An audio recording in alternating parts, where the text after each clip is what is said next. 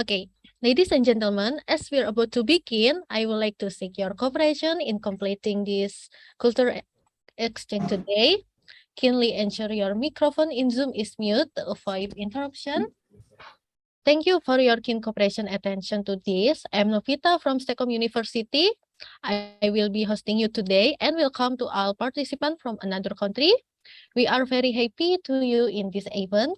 And today, I'm not alone. I'm with my partner, is named Azka from STEKOM University student. Will be hosting all of you today.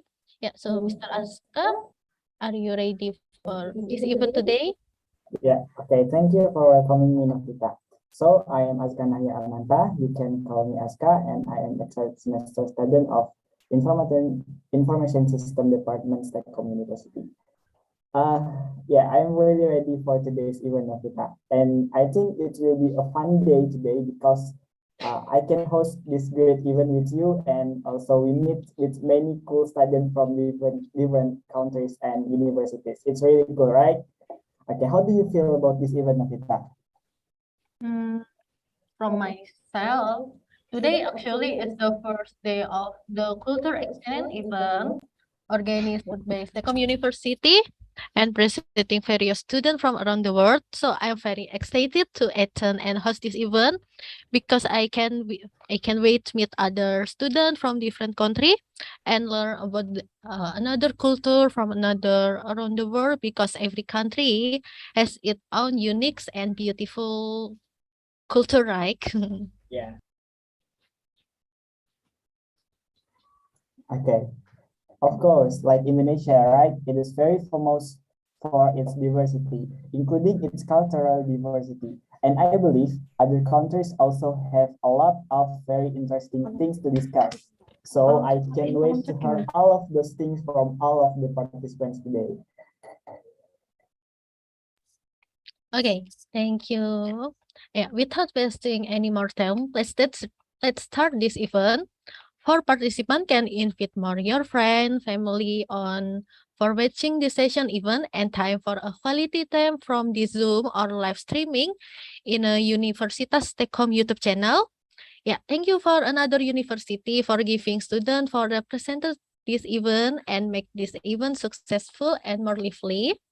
A glimpse of the agenda for today event and start today event, we will open with the Indonesian national anthems and continue with the opening speech by Dr. Joseph Teguh Santoso as our rector of STEKOM University in Indonesia, and then Mr. Won Wei Chong as a language teacher from University Malaysia Putra. And after this session, we will go to for time a picture, and the next session is time for the presentation, and we will call students one by one according to the event rundown that I gave to participants. And if all participants already present about the all country, we will go to sharing discussion time. So representative from university can discuss and get to know each other. Thank you. Okay.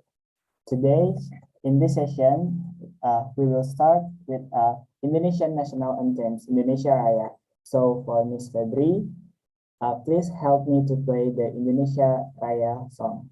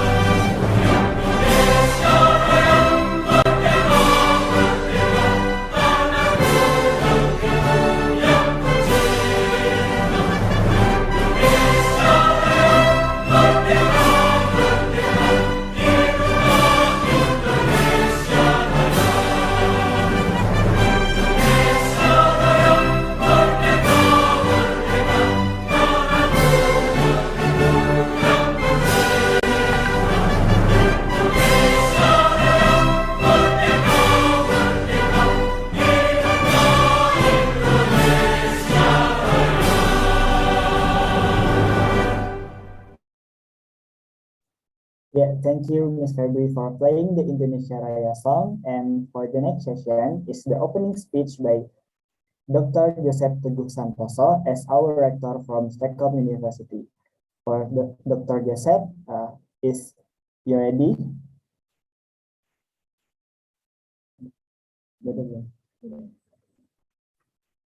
Yes, Okay, Azka, time is yours. thank you very much. My best student, I think, is Azka. Okay, because Azka just win the World Vocational Competition. It's a world-class competition, a silver medal for club computing, and get a lot of winning prize from the Chinese government. It's very amazing. Okay, and today is my opening speech is maybe it's like a little bit different because today I personally and as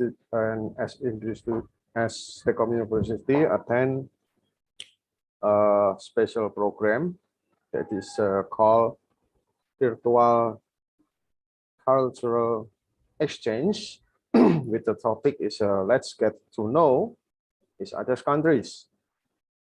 And good afternoon, everyone here, students, lecturers, and anyone who interested in this cultural exchange topic. It is a great honor for me to welcome all of you to our program and this afternoon, and of course to the we will talking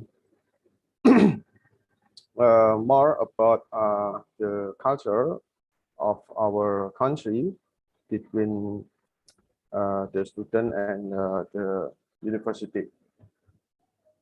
And honestly, I will be more pleased to welcome you to University of Science and Teknologi Komputer Semarang. It's in Semarang City in Central Java, Indonesia. Yes, Indonesia is a very beautiful country that a lot of natural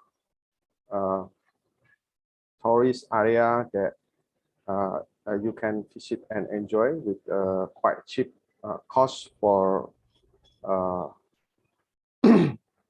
holiday or doing vacation in Indonesia. And however, circumstance require that we meet in a virtual format like this, and not at the university as we planned before the pandemic. But it's okay.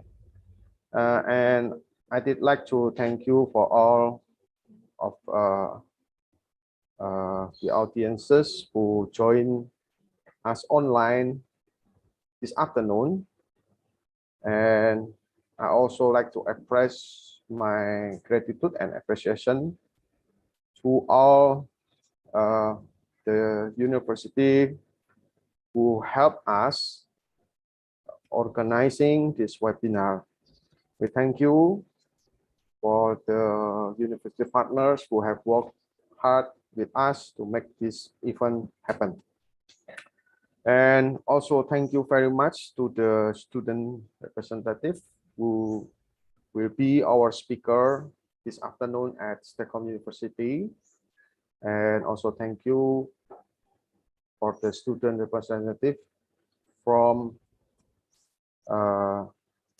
Dosmuch Kamedov Artirau University, Alexander Dovzhenko Kyiv National Pedagogical University, and Bukima University, Vasil Donetsk National University, University of Venda, Ternopil Volodymyr Natyuk National Pedagogical University, University Putra Malaysia, Hermes State University, Prestate Technical University, Mandah University, Cherkasy State Technological University, University of Foreign Language, Hue University, Oromia State University, and also oleh Honchar Tinipro National University.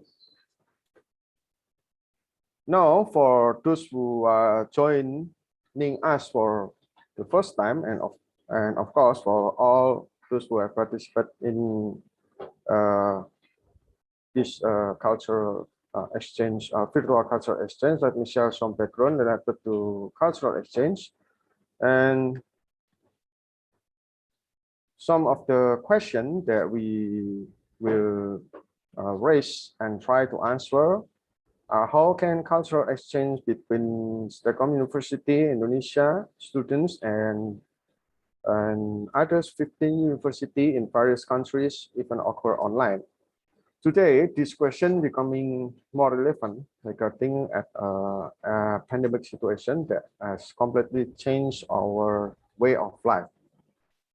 But the way we know, the way we socialize, and the way we understand and knowing each other's culture, at least for now. All of us, in terms of communication, both professional and personal, are limited in the digital space, a space where we learn about culture, a place where we understand and understand the cultures between countries and countries. And how do we expand our understanding so we can enjoy the culture of various countries? And this is the reason why we are here today. We are why we are meet as virtual like today during this pandemic, and we take a step forward to the opening of the cultural exchange program so that we can know the cultural knowledge of each country, even though it is through online and the other side, the positive things is that it can be accessed by every students from our university and part of 15 universities, students from other 15 universities, right? And also we also doing a live stream in our university YouTube channel, so you can also share with others university that might be hopefully one day she or he will come to Indonesia for vacation or for study or just making friends. It's okay. And in this spirit of cultural exchange, let's get know each other's countries. Launch with the awareness that culture belongs to all of us. It's not only for to research, for to doing academic things, but also we can knowing the food that we will discuss with the many point of view from the students from all over the country. And also, if possible, we also can encourage and develop our mindset, a new mindset, a new level of mindset, so that we more openly to knowing and to understanding with a good state of understanding between culture and culture from many countries. And okay, finally, I hope that all of you will have an amazing experience through this virtual cultural exchange and knowing more about the various cultures that exist in other countries as well. And thank you for joining in our virtual cultural exchange. And I hope that both of the students can develop and expand.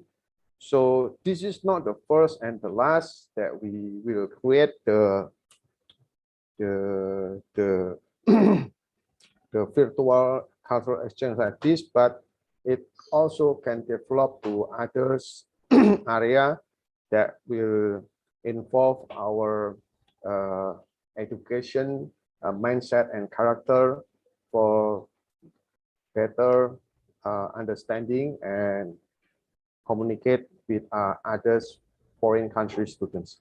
Okay, have fun and during this 2 days and enjoy. And thank you very much and good afternoon. Yeah, thank you very much for Mr. Joseph Santoso for the opening speech. It's a really insightful speech to open this event. Okay, please. And the next session is opening speech by Mr. Won Wei Chong as a language teacher from University Putra, Malaysia. Yeah, for Mr. Won Wei Chong, please welcome for the opening speech. Thank you.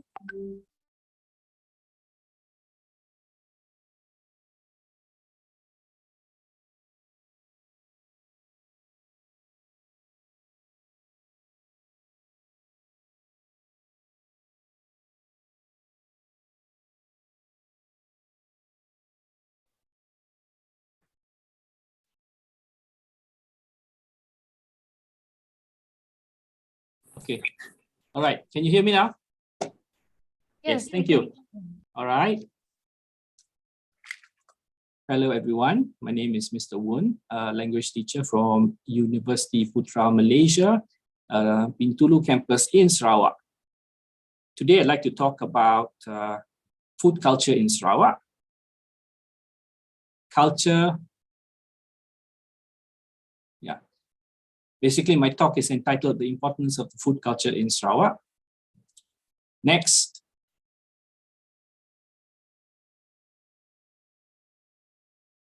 Next. Culture may be defined as the characteristics and knowledge of a particular group of people, encompassing language, religion, cuisine, social habits, music and arts. Next. It includes religion, the food we eat, what we wear, how we wear it, our language, marriage customs, music, what we believe to be right or wrong, how we sit at the table, how we greet visitors, how we behave with loved ones, and a million other things. This is a quote by a lady called Cristina De Rossi. Next. In this session, I'll be talking about the food culture of Sarawak and what is special about it. There is two-line poem or pantun in Bahasa Melayu or Bahasa Malaysia that goes, gendang gendut tali kecapi, kenyang perut, senang hati. The poem emphasizes how important it is for human beings to have eaten their fill of food. Once you have eaten your fill of food, you feel happy and you feel satisfied. Food is near and dear to all human beings, as may be evidenced in the numerous varieties of food and food recipes throughout the world. This is definitely the case in Sarawak too. Sarawakians are proud of their food traditions and the types of food which are unique to Sarawak and not to be found anywhere else in Malaysia. Let us begin with a bit of history. Next. Sarawak is a constituent part of the Federation of Malaysia, founded in the year 1963, but it has a rich history of its own, dating back to the Brunei Empire. Next. It subsequently developed its own path after the founding of the Kingdom of Sarawak under Raja James Brooke, until it became an independent kingdom, and it was later on ceded to the British in 1946. And then in 1963, together with Sabah and Peninsular Malaysia, it became what is now called Malaysia. Next. Okay. The following map shows you how Sarawak was formed. Originally just a small part around the city of Kuching, and then later on into what is the second division, and then into Cebu, all the way to Miri, and then finally all the ways to Limbang and Lawas. Next. Okay, so it's now part of this country called Malaysia, which some of you may have been to or at least have heard of. It has 3 constituent parts: West Malaysia, Sarawak, and Sabah. Sarawak today has a multiracial population of 2.9 million people, and the food culture is reflective of the diverse origins of the people. The people of Sarawak may be broadly divided into the ones who are indigenous and the ones whose ancestors migrated here in more recent times. The indigenous people of Sarawak include the Ibans, the Sarawak Malays, the Bidayuh, the Melanau, as well as various other smaller ethnic groups, commonly referred to as the Orang Ulu. Among the ethnic groups grouped under this umbrella term are the Kenyah and Kayans, the Lun Bawang, Kelabit and Saban, as well as the Bisaya. In addition, there are smaller ethnic groups of indigenous people that have been Islamized, such as the Narong, the Mirik, the Bakong, the Kedayan, and the Lakiput. In addition to these indigenous inhabitants, there is a large ethnic Chinese population that entered Sarawak primarily during the Brooke era as farmers, laborers, and merchants. In addition, there's also a small Indian and Eurasian presence in Sarawak. While the Chinese and Indians have been trading in Borneo for centuries, it was basically only during the rule of the Brooke dynasty that more of them settled in Sarawak. Next. As a result of the many races from within and without, Sarawak developed its own kind of food culture with fusion recipes, as well as the indigenization of ingredients used. Next.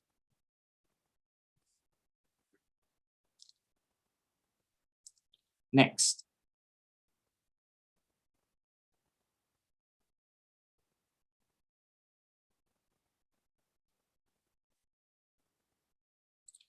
The food in Sarawak may be divided into 3 broad categories.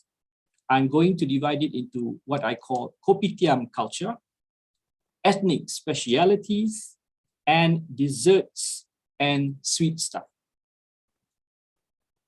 Next, we will now look at Kopitiyam culture.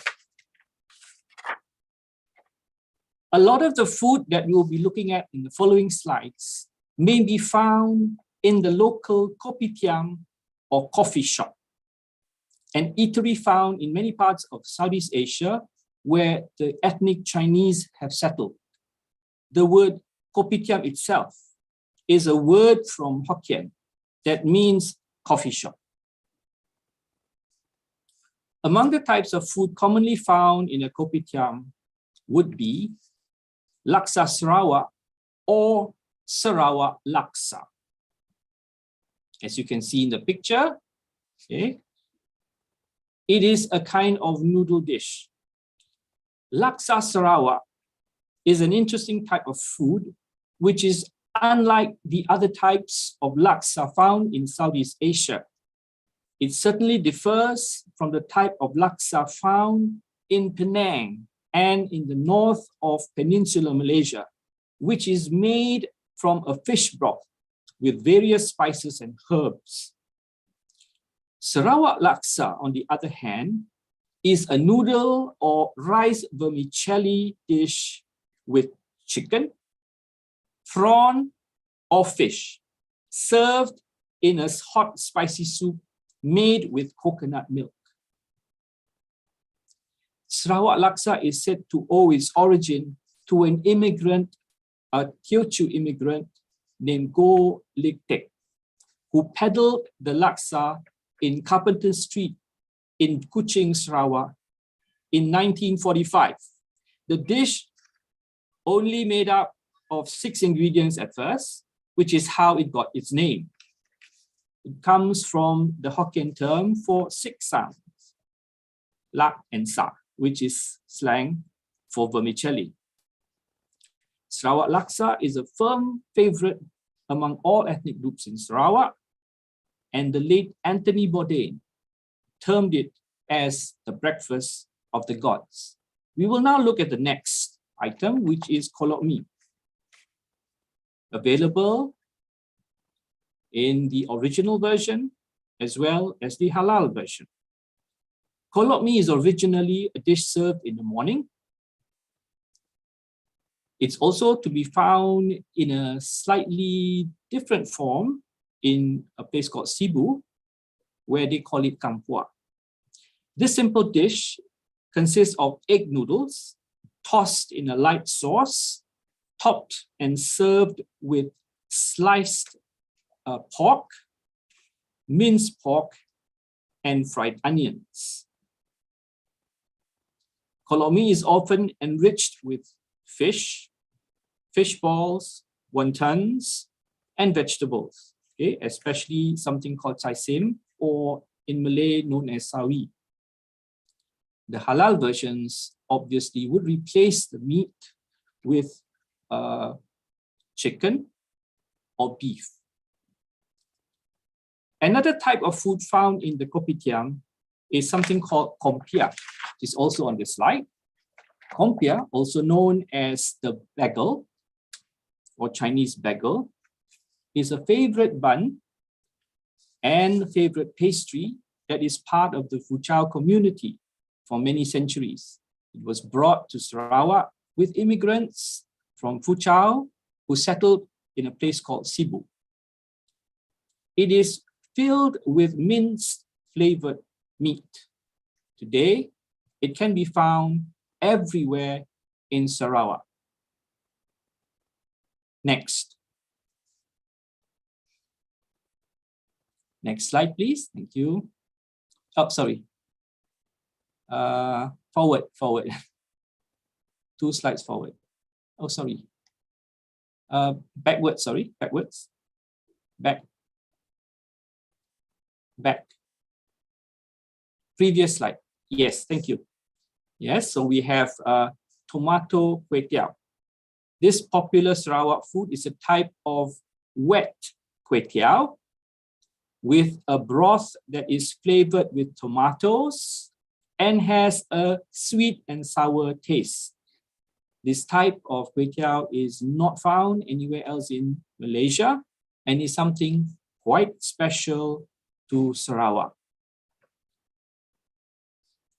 Last but not least, in the list of kopitiyam specialities is something called kueh tiap.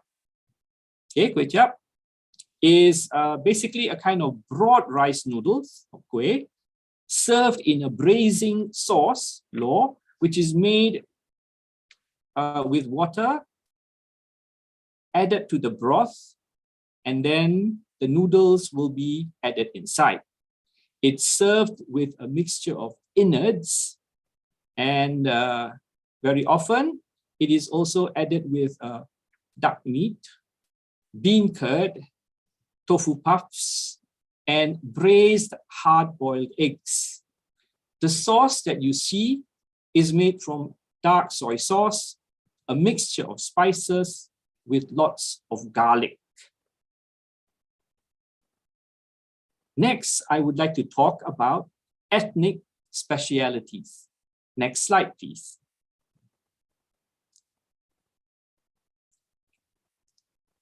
So apart from the kopitiyam food, there are many types of food which are basically ethnic specialities. Next slide.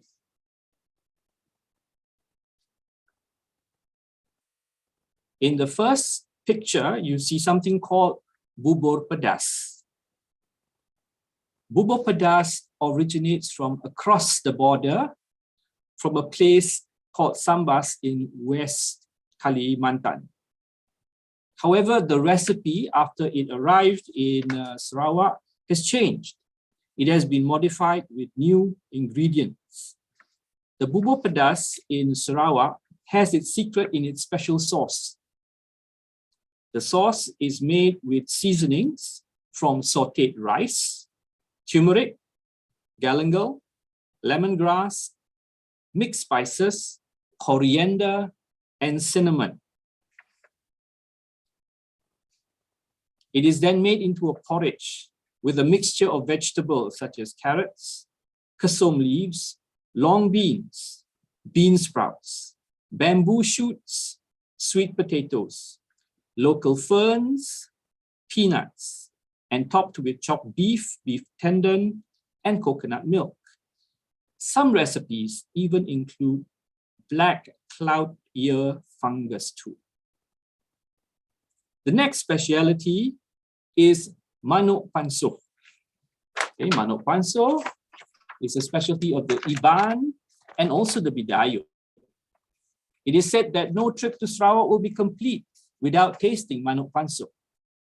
Manuk panso is essentially chicken pieces cooked in bamboo with seasonings such as daun bungkang or Syzygium polyanthum, ginger, torch ginger, galangal, lemongrass, tepus or Atlingera coccinea, covered with tapioca leaves from the cassava plant. The chicken is cooked in the bamboo, and this method of cooking infuses the meat with a flavor that is distinctly aromatic and delicious. The next dish I'll talk to you about is midin. Midin, also known as pucuk midin, is a type of jungle fern found in Borneo. It should not be confused with the more common pucuk paku, which is found everywhere in Southeast Asia, as it does not taste the same. In Sarawak, midin is often cooked as a stir fry, either with shrimp paste or belacan, or with garlics. When it is stir fried quickly, it retains the crunchiness that pairs well with belacan and shrimp paste. When it is fried with garlic, it develops a special toasted smell that makes it truly out of this world.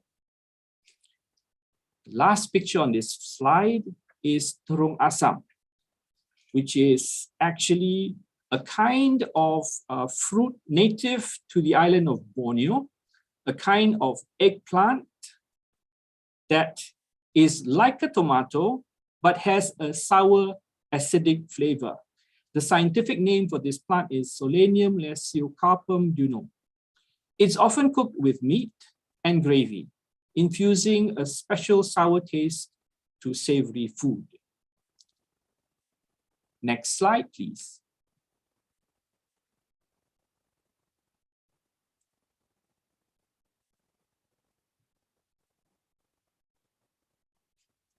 The next dish I will talk to you about is something called bihun belacan. And this is a kind of rice vermicelli cooked with a spicy shrimp paste gravy with seafood. This is different from the other kinds of noodles that you have seen because it uses a lot of shrimp paste. And the smell of the shrimp paste in the gravy is often off-putting to people who are unfamiliar with this. So to the uninitiated, it is off-putting, but it has a very strong umami flavor that people say makes it addictive. On the right of the slide, there is something called linut. Okay? Linut is a specialty of the Melanau ethnic group made from sago.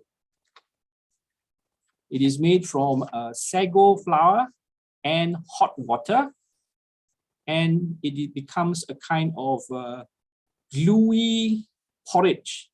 On its own, it is tasteless, but it is paired with condiments such as sambals, fresh herbs or ulam, grilled fish, as well as other dishes, and eaten with chopsticks. This is actually not something that is commonly made. It is considered to be festive food, only served for big occasions such as marriages and festive occasions. On the left, you see something called nubalaya, which is a specialty of the Kalabit, Lunbawang, and Saban ethnic groups. The dish consists of mashed rice wrapped with leaves. The leaves are a special kind of rice known as daun isip or daun itip in the Kalabit language. To make nubalaya, you have to stir hot rice until it has become soft and mashed up. Okay, you have to make sure that it has a soft mashed up consistency, and then you have to wrap it in leaves. If you're able to do this, the rice will be able to last for up to 4 days without refrigeration. The wrapping process, however, is difficult because you have to do it when the rice is still very hot and you use your hands to do it. So the movement of folding the leaves and putting the rice in has to be fast and precise. As women were the ones traditionally doing the cooking, the ability of a young maiden to wrap nubalaya was said to be the sign of being good marriage material. Next slide, please. We will now move on to desserts and sweet stuff. Following are some of the desserts and sweet stuff which are available in Sarawak. Next slide.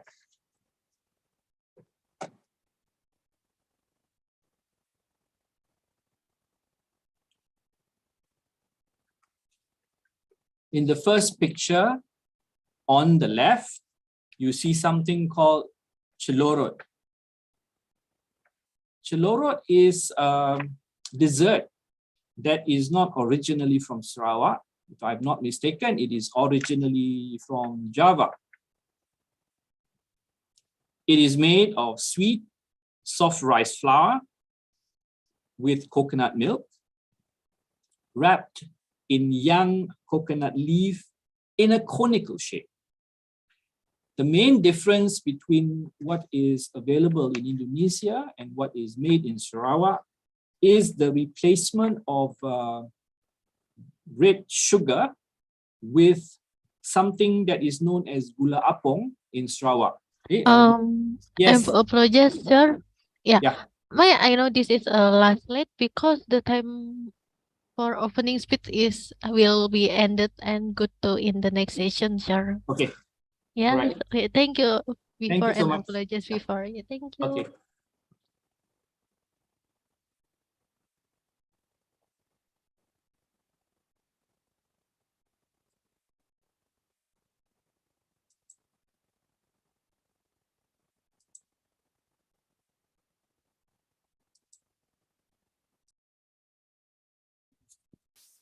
Okay.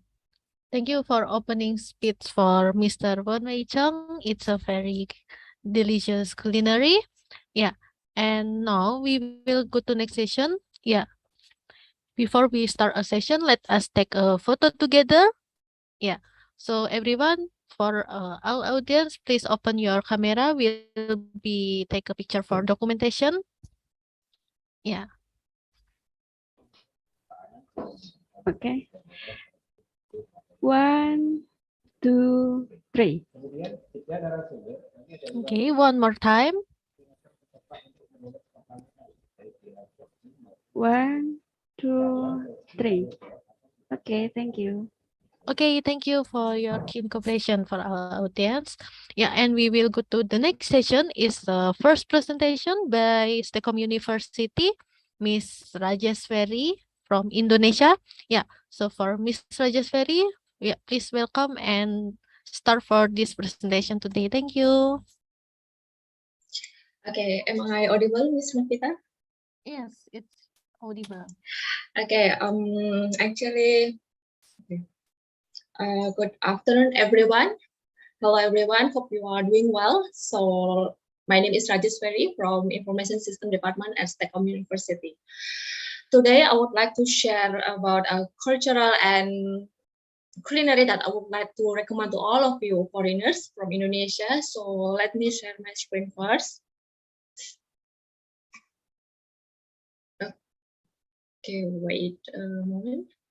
Miss Novita, is it visible to you? No, no. I already shared it. Not yet. Okay, maybe just a Still- moment. still loading, Wait yeah. a moment. Let me know if already visible. Okay, I will. Is it already visible? No, No, no. but already shared. Wait, I will stop and reshare it again.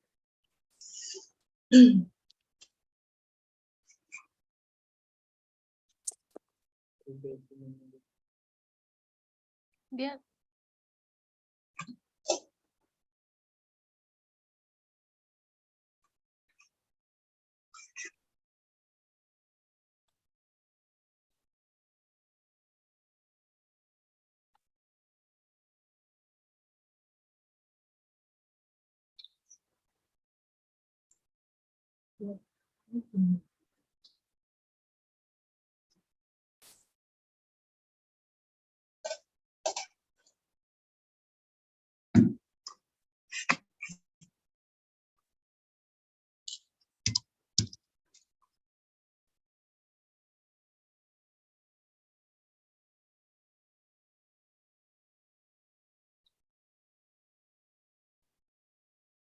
Please.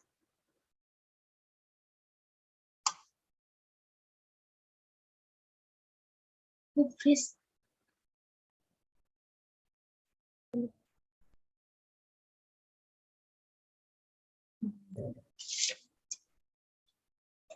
Okay, because there's a network problems with Rajeshveri, so I think we can continue to the second participant first, that from the STU. Yeah. Hello, Farhad An, are you ready for the presentation? Hello. Yeah, hello. So this is Prestek State Technical University. So Anna will start her presentation now. Mhm. In a second, we will show our presentation.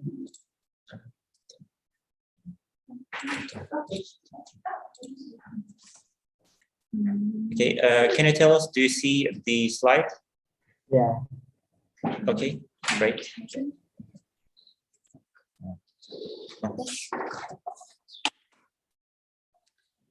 We will show you interesting and unusual places of Belarus according to this plan: churches, national hospitality and culinary, palaces and manor houses, parks and reserves, UNESCO World Heritage, and Brest. Churches. Church of the Assumption of the Blessed Virgin Mary. The Polish nobleman Ignacy Lapatinski early lost his loved wife. He decided to preserve her memory with a church that would represent the beauty of a woman and show the depths of his feelings. Cathedral Church of Saint Francis Xavier. The 50-meter church stands out against the background of the city view. The wooden altar looks like it's made of marble. It's decorated with 20 sculptures of apostles. One of the towers has an old clock. Its age exceeds even the famous clock tower in Prague. Saint Nicholas Church. The building of this church was built with donations from the officers and sailors of the Russian-Japanese War. The church had a shelter for homeless children, a parish school, a canteen for the poor, and a doll's house.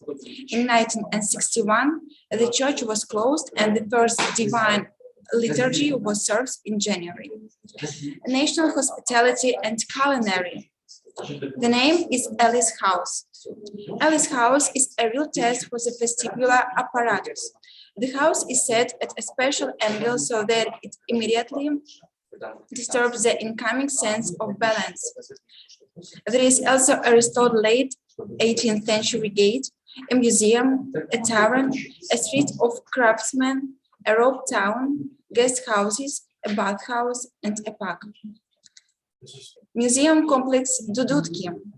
It's a place where traveler divides into folk customs and traditions. Wooden buildings create a very rural atmosphere. The territory of the complex has a mill, a forge, a pottery workshop, and a small exposition of aircraft, where you can take a bird's eye view of the surroundings. Zurich, one of the few traditional dishes that is cooked without potatoes. Base is mixed with meat and vegetables and then simmers on fire. Try this with sour cream and herbs, snacking on classic dumplings. The next is holodnik, something between borscht and okroshka. It contains beets, potatoes, eggs, cucumbers, radishes, a lot of greens, served with sour cream. Main dishes. The name is drachona, with sour cream or milk. It's a very tasty omelette with potatoes, often with cracklings, cooked in an oven, then cut into pieces. Be sure to try drachona in the form of a casserole with minced meat. Vereshchaka. It includes pork ribs, pork sausage, mushrooms, carrots, celery, and onions. Sauce is prepared on the basis of meat broth, adding flour and herbs to it. Dessert and drinks. Kulaga. Kulaga is based on various berries. They are boiled over low heat until they are soft. Then add flour with water and sugar. Cook until the consistency of jelly, served with pancakes or bread. Zvitin, a malt wine in Belarusian. It consists of cloves, bay leaves, nutmeg, lime blossom, birch leaves, or buds. Sometimes alcohol or beer can be added. Traditionally, Zvitin should be drink hot, but now it's also consumed cold. Palaces and manor houses. There are palaces of the Rumyantsevs and Paskeviches, the palace of Potemkin, palace of Oginsky, palace of the Poslovskих, and manor Nemtsevich. Parks and reserves. There is Chag Quarries. The Maldives shores are not as far away as it seems. Blue and turquoise colors were obtained due to high chag concentration. Swimming in the quarries is strictly prohibited. Belarusian Karelia. This place owes its appearance to chag mining. They have similarities with the Karelian landscapes. They decided the islands and birch groves along the banks. Yelnya Swamp. Yelnya united 180 lakes and 98 species of birds are found on the territory. There are trips organized along the swamp. You can also walk along the wooden flooring of the Ozerabki Eco Trail. Here you will meet both the sand predator and tundra plants that have survived only in this part of the country. Waterfall on the Vyata River. This attraction is man-made. Once, a hydroelectric power station worked here. Local view is breathtaking. Dropped in the air. The sound of falling water, shining in the sun. The waterfall is improved to make it more convenient to enjoy the beauty. It's a great place with fitting infrastructure, and any guest of our country should pay it a visit. Narish National Park. The Narish National Park is one of the most main natural attractions of Belarus. It includes 7 reserves, 3 of them are hydrological, 2 biological, 1 landscape reserve, and 1 geological. The natural value of the country prevails in the reserve, but cultural moments are also present. UNESCO World Heritage. Ark's Roof. The arc looks like a chain of triangles. The points that form triangles were wooden towers. It helped to establish that our planet is not round, but flattened at the poles. Church of Saint Michael the Archangel. In the 15th century, Vytautas a long time hid in the local forest from Jogaila.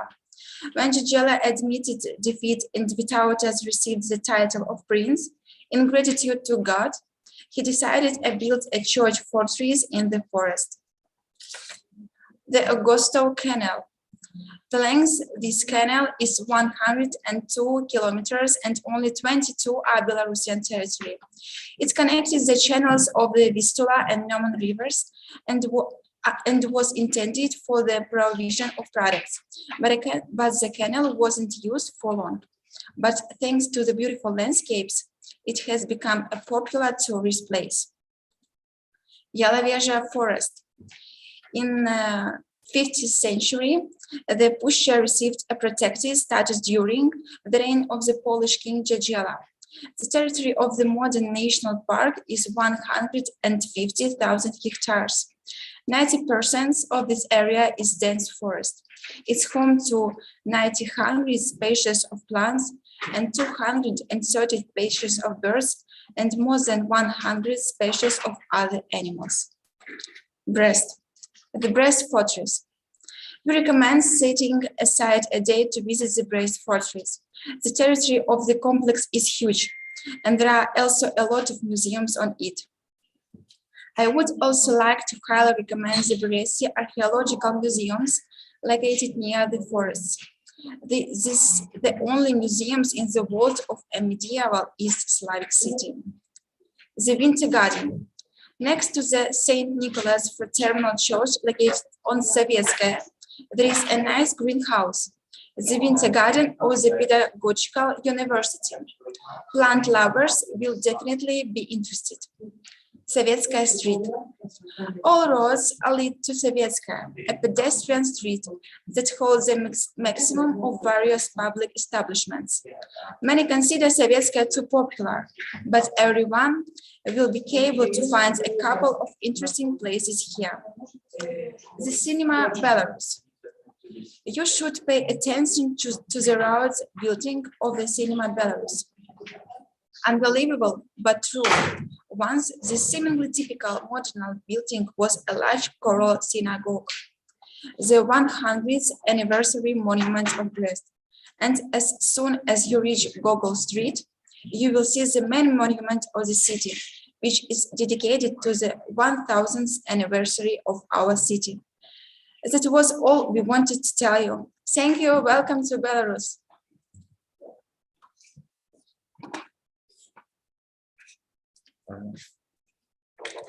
Okay, that was all from Brest State Technical University. We hope you enjoyed our insights into some of the most beautiful places in our country.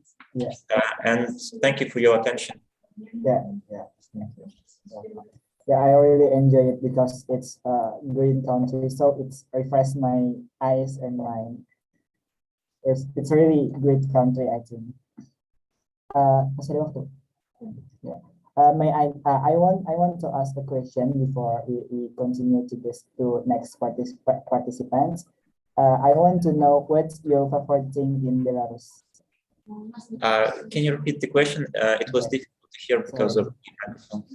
Yeah, may I know what's your favorite thing in Belarus? Что вам больше всего нравится в Беларуси? We love our nature because there are a lot of picturesque landscapes, there are a lot of rivers and lakes, there are a lot of places which we love. Yeah, this is my first time to see Belarus, but I'm really agree. I'm really agree to that. I really love the nature of Belarus. Thank you for your sharing. Okay, we can continue the next session. Evita. Thank you for your kind Thank you so words. much. Thank you so much for the presentation.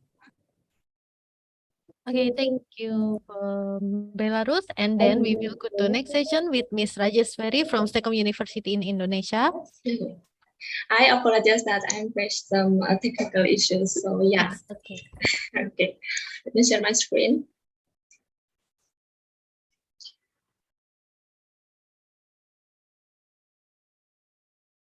Okay, is it visible, Miss Ravita? Not yet. Oh, yes, it's visible. Wait, I will make it in full screen.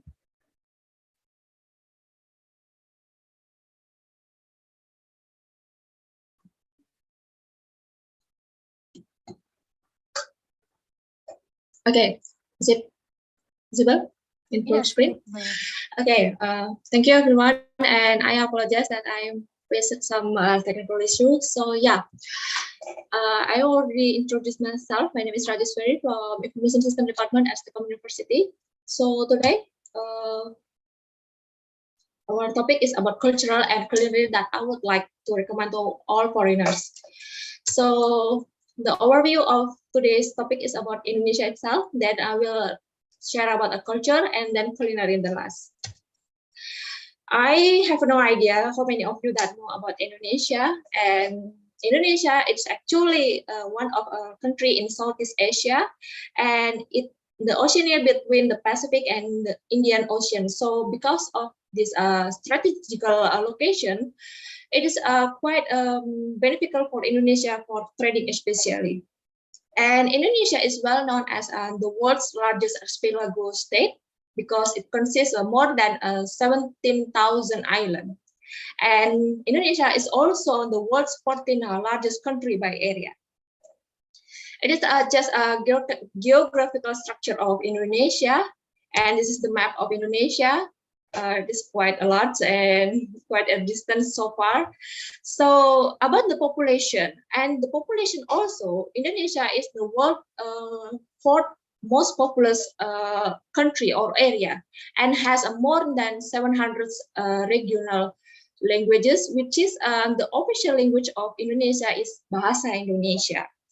And Indonesia consists of 37 provinces, which means that Indonesia has more than 1,300 ethnic groups, which means that Indonesia is really, really rich of cultural heritage, which I will share to all of you just a few little things. It's already, because it's actually really a lot of cultural heritage in Indonesia, but I couldn't sum up it all because of time limitations. So, and the first about the culture, it is actually a culture trip about a Kecak dance in Bali. So most foreigners know about Bali, but they don't really know that actually Bali is part of Indonesia. Bali is one kind of beautiful island in Indonesia, and the most popular of Bali is Kecak dance. So Kecak dance is Bali's traditional dance, which will perform at Uluwatu Temple. And this dance will perform to explain to us about like a mythology story. Actually, it is a Hindu mythological story about Ramayana. So Ramayana is kind of the story of how Prince Rama saved his wife from King Alenka. So King Alenka kidnapped his wife, and King Alenka is actually, it's not an ordinary human. So it is like evil giant, but he is very powerful and strong. But he is really have a lot of bad sides and give a lot of disadvantage for people around them. So yeah, in order to save his wife, Lord Rama, actually Prince Rama is kind of Lord in Hindu mythological story. With the help of a monkey army, so he actually rescued his wife. Is the name is Sinta. So Kecak dance have a like an interesting part about when the dance is start, the grounded man will shout it like chak chak chak. So that is the main key point of this dance. It is quite famous to the foreigners, that most foreigners always visit Bali, especially because it's has a lot of beaches, and then cuisine and the dances and traditional heritage, especially a traditional culture. And the second about the topeng Betawi dance. Topeng Betawi dance is actually from a local ethnic group of Jakarta. So Jakarta is kind of a capital town of Indonesia. So Betawi is the local ethnic. Topeng Betawi is kind of dance will be performed by the dancer with put a mask on the face and will be combined with Blengo dance, and then after that with pencak silat. Pencak silat is kind of traditional martial arts in Indonesia and some magic tricks. After that, the audience will drink like a beverages which will be presented. So the beverage is a kind of, the name is a beer pletok. But the name is beer, but it is non-alcoholic. And actually it is a healthy drink because it is made up from ginger liquid and some herbs and spices. So it will warm up our body while we consuming it. After that, the next, crepe batik. So batik is mostly performed by people in Jawa. So it is a method to produce colored design textiles. So they will use like a wax, and then it will draw a pattern on the textile or the fabric or canvas. And some of the pattern always has some meaning, hidden meaning, because it is according from some traditional ethnic local group pattern. So especially it will be wear whenever it is has a special occasion like weddings or so on. After that, most foreigners are always interested in play gamelan. So gamelan is kind of traditional orchestra of Indonesia. Yeah, traditional orchestra from Indonesia. So it will be played in order to when the puppet show already performed. So puppet show in Indonesia is kind of when it is when the show will begin, like telling us the story of mythological. So mythology story in Indonesia is such as like a Mahabharata, Ramayana. They will perform some puppet. So it is will make that story quite interesting because there are some puppet and will be played orchestra, a traditional orchestra as well. After that, we have enchanting Baruniang houses. I personally haven't visited this place yet, but I really want to visit this place in near future. So it is kind of fairy tale like houses. So if we can see that the shape is like a fairy tale houses. So it is located in Wairebo village. Why I'm really interested to visit there because it is a small village and only consists around 1,200 inhabitants. So if we are stressed with our daily routine in our modern society, we can relax ourselves while with visiting this place, because we can interact with local people. Then we can have experience a simple life. Then they are always conduct like traditional rituals or occasion like a Penti. So Penti is kind of Thanksgiving celebration for past year's harvest. So in order for a prosperous next year agriculture, so they will conduct like this kind of ritual, Penti ritual. After that, I will explain about culinary. And in Indonesia, the most famous is about nasi goreng. Nasi goreng is kind of fried rice. So we can see or find this fried rice every country. They have it. But in Indonesia, it's kind of different because in Indonesia, we use some herbs and spices. So the taste is quite different. After that, we have a chicken satay. So chicken satay is a grilled chicken. It will be combined with a peanut sauce while we consume it. And after that, while eating it, we have to add some condiment like a steamed rice. But for me, I personally don't really like a steamed rice, but I will put a rice instead. So yeah, that is a quite nice the taste. After that, I'm sorry. Actually, I forgot to point it. Okay, wait a second. Okay, this is what I call nasi goreng, and this is chicken satay. After that, we have Nasi Padang. So Nasi Padang is the most favorite food of me.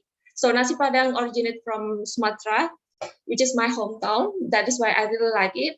So it is really rich of herbs and spices. So if you guys really like spices and herbs foods, you can try it because the taste is really good, and there are a lot of condiments we can add up in as a side dish, like a rendang, then chicken, chicken, fried chicken, chicken rendang, and then so on. There are so many, and they often serve it in the banana leaf.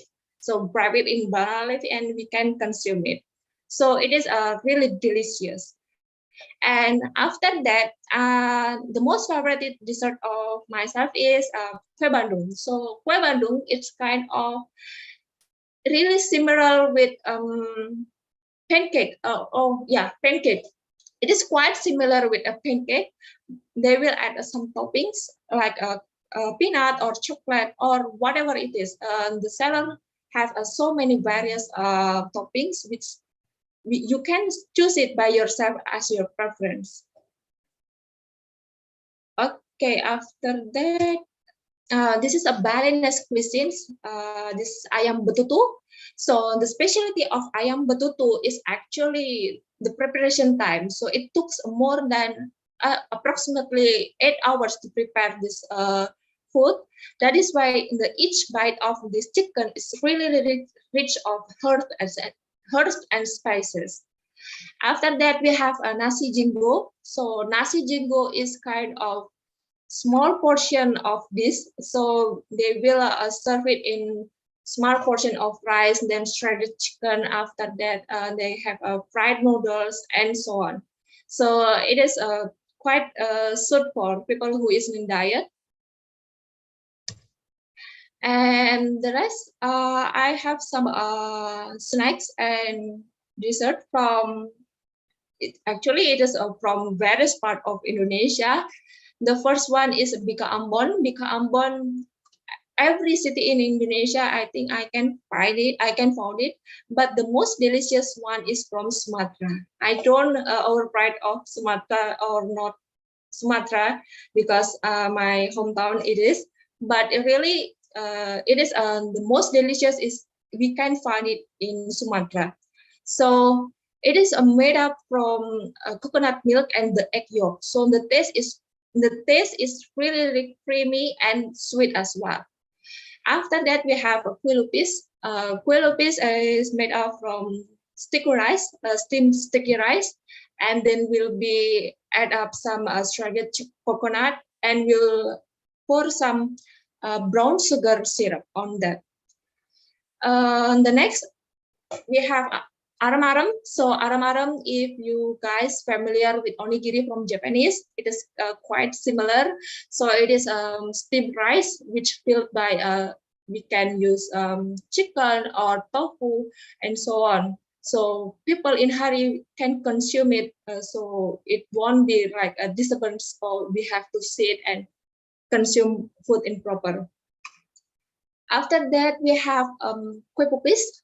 So kue cookies is kind of quite similar with kue bandung. So most of seller of kue bandung will sell kue cookies. Kue cookies has a same batter of the kue bandung, but it will have some toppings like chocolate, peanut, and cheese. It depends on our preference that we can choose. After that, we have kue putu. So kue putu is made from rice flour, steamed rice flour, which will be filled by brown sugar, and we'll add some shredded coconut on it, and it is quite tasty. After that, we have klepon.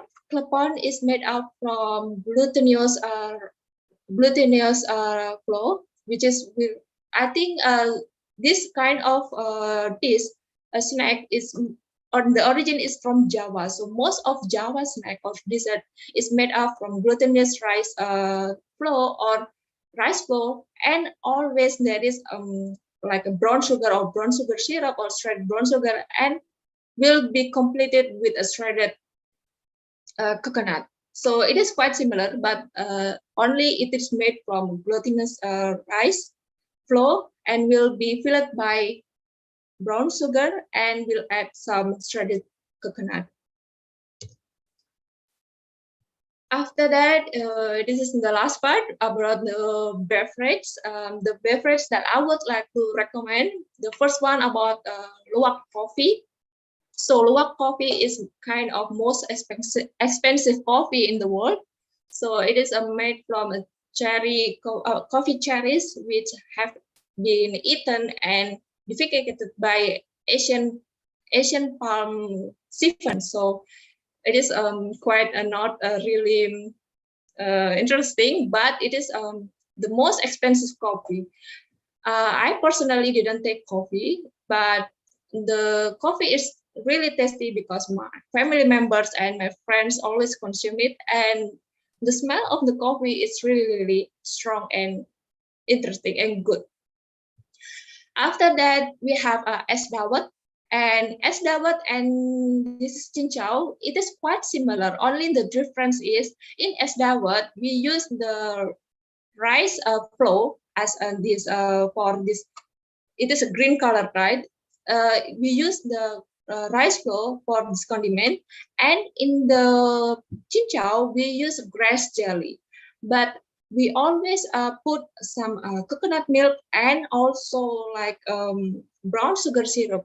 But mostly in this modern society, they often replace that coconut milk as low-fat milk. So it is quite similar, but still the tastiest one is from a coconut milk. And while consuming this cincau, it will like cooling down your body heatness. After that, the last one we have wedang ronde. So wedang ronde is traditional drink of Indonesia, especially in Java. So the liquid is from ginger, and this kind of like a klepon, this condiment, but actually, yeah, it is quite similar, but the filling is from mashed peanut, and will be added some roasted peanut like this, and this is often used by most people while it is in winter season, so it can warm up our body. So yeah, that is quite introduction or description about Indonesia cultural and culinary that I would like to recommend to all of you. I personally hope that you can explore it by yourself, and I welcome to all of you to Indonesia. Thank you, everyone. Okay, thank you for Miss Rajeshveri for introducing Bali, because Bali is a city that is visited by many foreign tourists when on vacation, and I feel like visiting Bali.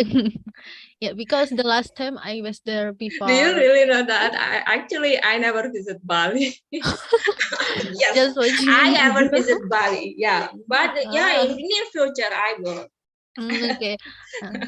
And I feel so hungry if I see fried rice. Yeah. Actually, can you sending to me because I'm very hungry now.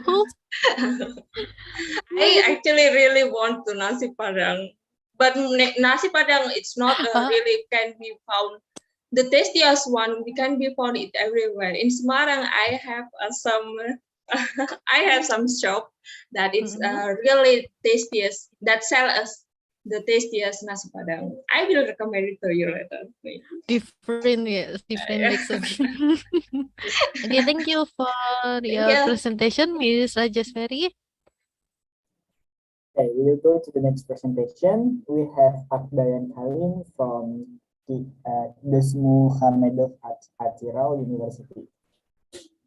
Hi everyone, I'm Akbayan and I'm a third year student at the University of at Atirau University named after Khalil Desmu Hamedov, and I'm from Kazakhstan. So I'm going to share my presentation. Can you see it? Yes, Yes? we can see it. Okay, then I'm gonna start discovering Kazakhstan. Now I'm going to tell about Kazakh culture and our cuisine. To start with, Kazakhstan culture reflects the history of the nomadic tribes which roamed the Kazakh steppe, forming the unique worldview, creating eclectic customs and traditions, and mixing with neighboring cultures. Many Kazakhs adopted a more sedentary lifestyle in the 19th and the 20th centuries, leading to the development of new cultural characteristics for Kazakhs, such as huge, glittering, and modern cities. Today, Kazakhstan culture represents the peoples of large swaths of Central Asia, capturing this nomadic spirit in various types of arts and traditions.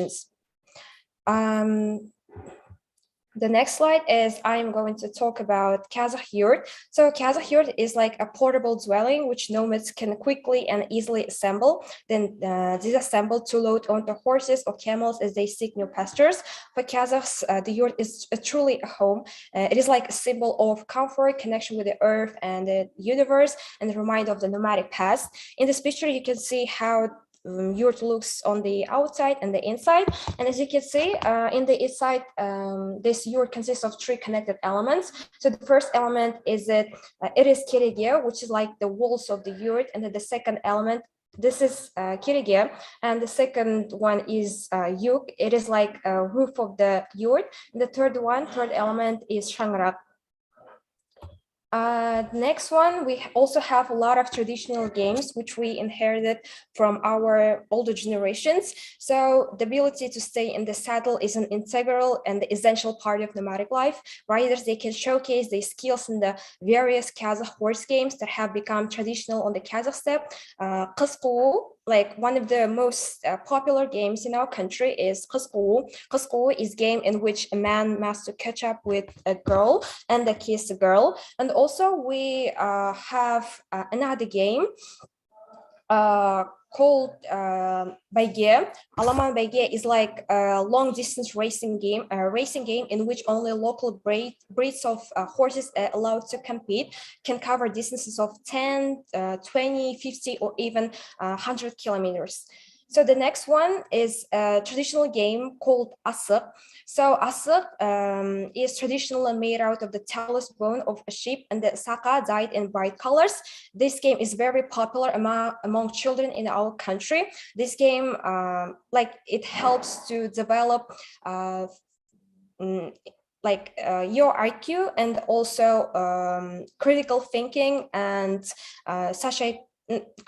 it helps you to develop your critical thinking. And I can say that this game is still popular in our country until now. The next one is our Kazakh music. So Kazakhstan's musical heritage is based on folklore and historically had no musical narration. The heavily improvised music was passed from teacher to student, generation to generation. So we have, like in our country, we have a specific genre which is called like a key in which musician performs song on the dombra and sings stories from like fairy tales, epics, and etc. So now I can show you how does the dombra sounds like.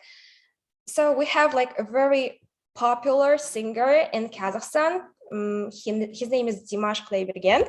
Maybe you know him. So it is his performance.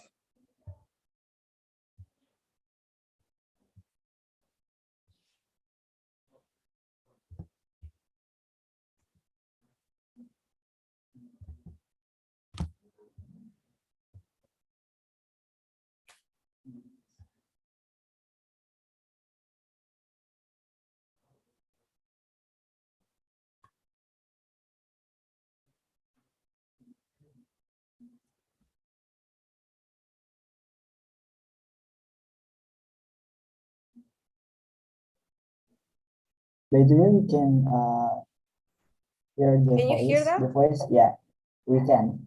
It's Okay. we can Then restore or you can continue. Okay, then it was like a segment, and the instrument was dombra. Dombra is it is depicted on this picture, and it is like our national Kazakh instrument. So you can also see the most popular musicians in our history. They are depicted on this picture. And also, by the way, the song, the key, which Dimash performed, it was composed by the guy on the right. His name is Kurmangazi. The next one is our traditional clothing style. So I think that Kazakh clothing style is one of the most easy noticeable part of our nation.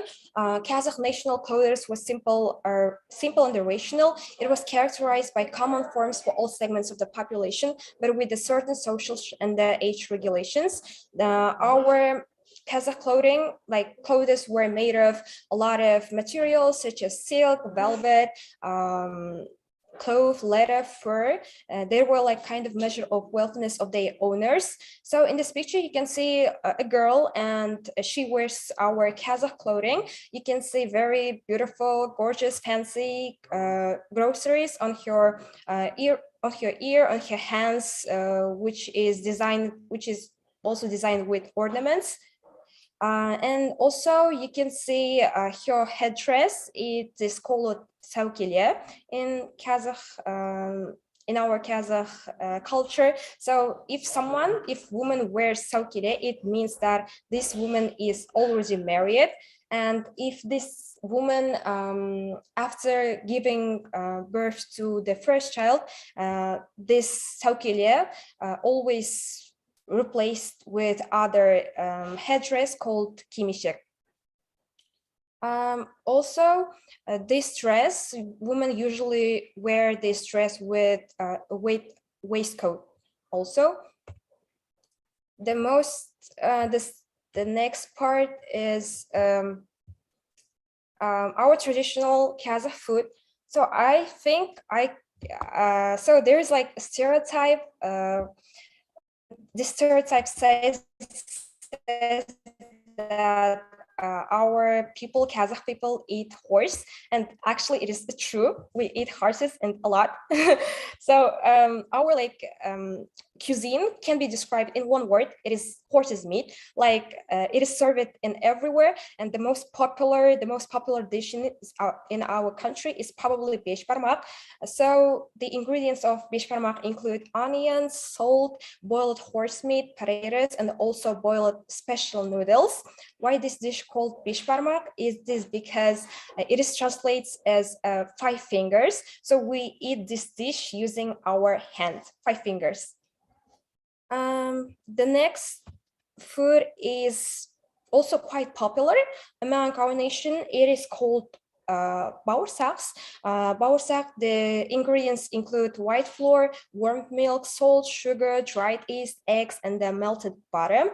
Actually, like baursaks, small chunks of square and the round yeast dough, which are fried in an oil and served with soup, tea, and the main courses. Actually, baursaks, like they are easily cooked, and you can cook it at home because like it's not very challenging. It's like really easy. So that's it. I hope you liked my presentation. Thank you for your attention.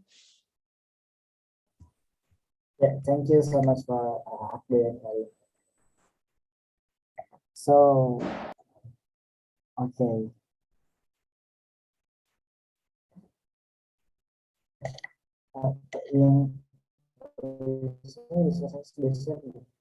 Okay. So we can continue to the next participants. Thank you for Akbayar Kali for introducing Kazakhstan. I hope I can go to your country. Okay. Okay, thank you so much for Akbayan. And then we will go to next session with Mr. Samuel Asil from Bugema University in Uganda. Yeah, for Mr. Samuel, are you ready for presentation?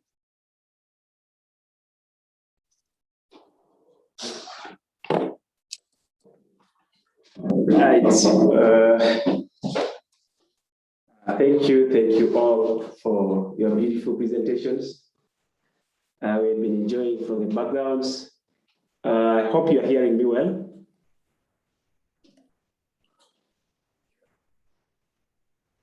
All right, this is Samuel from Uganda. I'm presenting from Bugema University. It is a privilege to have these interactions with different and very many people for the first time. I just knew Navida from the charts, but glad to have seen all of you now. So I pursued Bachelor's of Accounting in Business Administration. So we go to the presentation.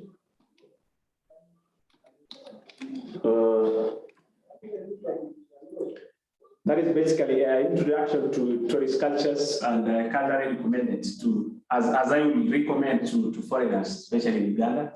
So I think click for me next.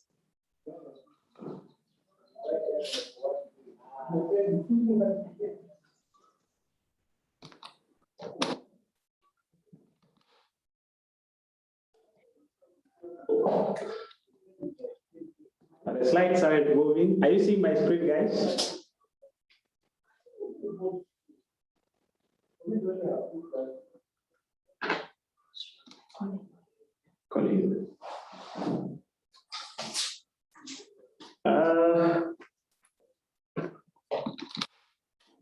I wanted the slides to be moving with my slides, but okay. All right. Uganda is one of the best countries as a small country. It's a landlocked, by the way, a few small history about it. But it is very rich when it comes to cultures and tourist attraction centers. We in Africa here, basically East Africa, we have over 50 tribes in Uganda. And each of the tribe, they are distinct by their dressing styles, by their foods, and also by their living styles.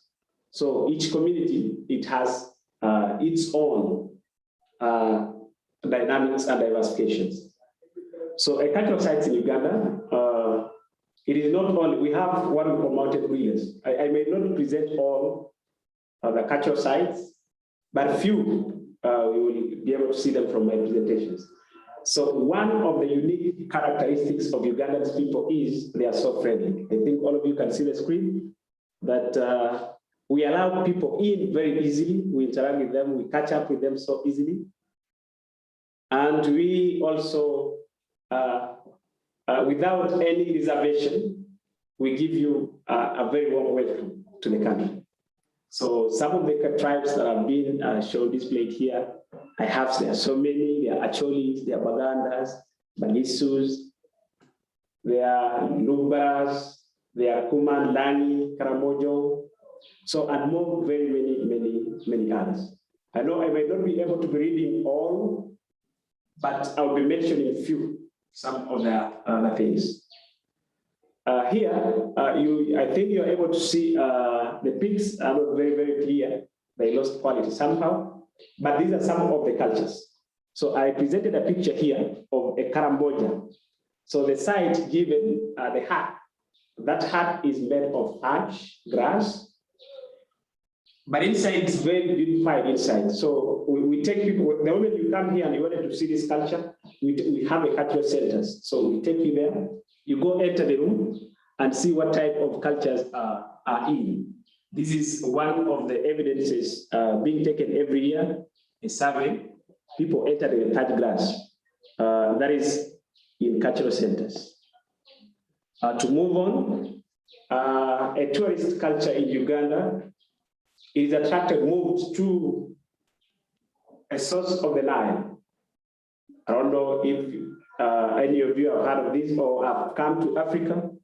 So we have a source of Nile, and that is in Uganda. It is one of the coolest places, as you see, an evergreen. And this is where we enjoy ourselves when we come to see Uganda. Basically, these are the pics from the Nile, and it is located in a place called a ginger site in Uganda. one of the towns, big towns in Uganda. That is where the Nile is originating from. You can see the mountains up and the water in the environment. These are some of the cultures. The biggest elephant type or species, also we have them in Uganda at national parks and Entebbe. I think that is one of the biggest airports, our big airport in Uganda. And there we have our national park. That is where we keep these animals. When you come here, you'll be able to also have a view of all. There are many types of animals. There are gorillas, there are giraffes, and more others. But I just picked the elephant type species. Okay. I think Uganda, we are known by growing coffee also. We grow coffee in very, very large scale. I have both the traditional way of how we take coffee, but recently we are introduced to coffee industry, where we do what we call value addition in coffee presentation. So here is a short clip of how that's what happened.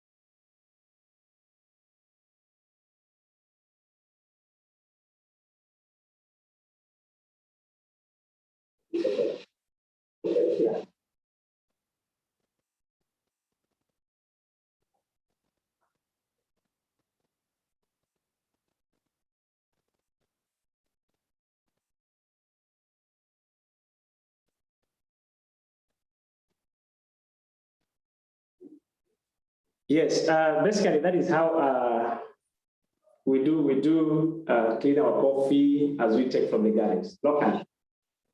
In the next slides, that is how we start by it, and I think that could be a passion, just a village passion, not a modern way of farming. Having this coffee, it is in plenty. So you are welcome, our foreigners. You enjoy yourself taking coffee. So we have types of foods too. Here is the dish. These are local foods and cultural foods. We call this matoke. You see, these are the ones you see them tied in leaves. That is banana leaves. And the banana leaves, when you cook banana, a green banana, we call it matoke, putting in the green leaves, it gives a special taste and smell.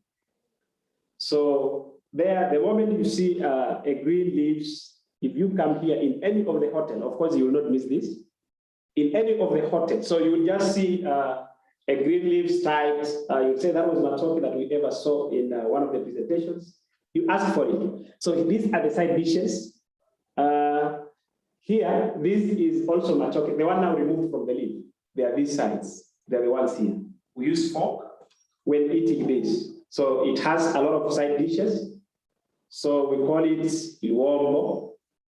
When you come, you order luombo, you talk of luombo, it means a lot of foods in one served together. Of course, we have legs, and those are the types of fish we have here.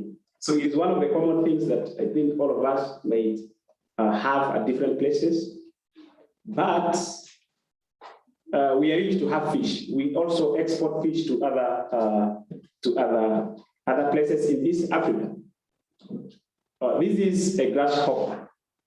I don't know how many of us who take this. I'm not sure how many could be here, but these are grasshoppers, a fried one. We have seasons in October and between October and November. So when they come, we fry them, we eat them. You know, scientifically, we are told these, they heal a lot of diseases. It is a part of medicine, that is a belief culturally, and we do enjoy them. We do enjoy them when the season comes. Yes, here comes our staple food. These are bananas. These are Indians. Okay, I brought this picture especially Indians. They do say there is no need of leaving Uganda simply because of how rich bananas and the sweet bananas are. I know also they have bananas at their places, but I have said the bananas grown in Uganda, they are unique, so they are sweet. No need of leaving Uganda. That is the speeches of Indians in Uganda here. So that is a banana plantation. That is how it is harvested by them. That is they get it from the markets. Getting back to the source of the Nile, that is how the view. I got the bigger view of the environment. So moving to the last, that is the plantation. Yes, a woman is looking at the bananas. See how big they are in sizes. On the side, we have also maize. We also grow a lot of maize. And with maize, we export, we also have it for our foods as a staple, our staple food. I think that would be my last presentations. In case, otherwise you have maybe a word to say, a question, or any addition from my friend. I'm with my friend who will take presentation the next day. So you are most welcome. Thank you for listening. Okay, thank you so much for Miss Samuel Aslik. I have never seen of Uganda, but after seeing your presentation, I think Uganda has a lot of natural beauty and green view. It's beautiful green view. Yeah, and what I saw you explain about coffee in Uganda, it is different from another coffee from around the world. May I know? Your voice still mute. I'm sorry. Yeah, you pardon me once again. Pardon? You pardon me again. You repeat what you have been saying. Yes. You explain about coffee in Uganda.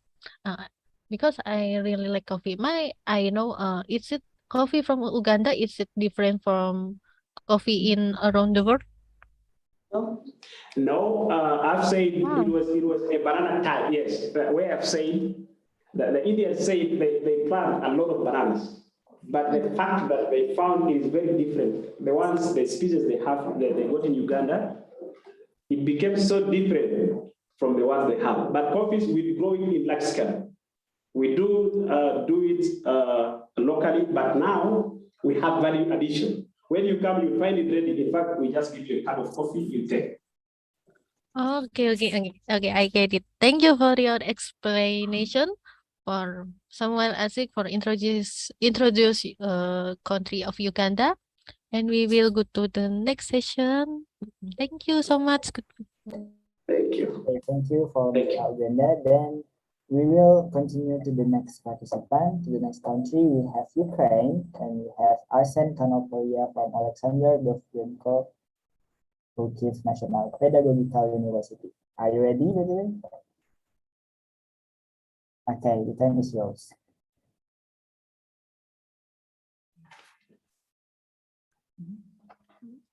Hello, I'm Arsen Konoplia. I'm from Ukraine and represent the preschool faculty of Alexander Dovzhenko Luthier National Pedagogical University. Ukraine has a rich culture and many places of interest, but nowadays a lot of them are destroyed because of war. That's why I would like to represent my native Luthier region and its interesting places and cuisine for you. Luthier is one of the most ancient cities of Sivershina. Now it is a city of regional subordination. The district center of Sum region. It is located in the north of Ukraine on the banks of the Esmen River. Luthier region, located in the northeastern part of Sum region, in the forest steppe zone, is characterized by a moderated continental climate, fertile grounds, chinozems, rich flora and fauna. From its foundation, Luthier protected key rust phenomena. It was revived after a terrible plague epidemic and became the last capital of Hitman Ukraine In the 18th century, here was the residence of hetmans, Skoropadsky, Apostol, and Razumovsky. At the commanding hetman Polubotok hatched a plan to revise the autonomy of Ukraine while being in Luthier. The diaries of Yakov Markovich and Mykola Khanenko were written in our city. The talent of famous musicians Berezovsky and Bortnyansky was honed at the Luthier Singing School. From here, the fame of Volokitian porcelain spread around the world. At the beginning of the third millennium, the sites of ancient Luthier were completely restored, and it changed its modern appearance. So let's go to the Luthier Museum. At the beginning, the design and arrangement of each hall corresponds to the culture and spirit of the respective era. The museum collections consist of more than 12,000 exhibits.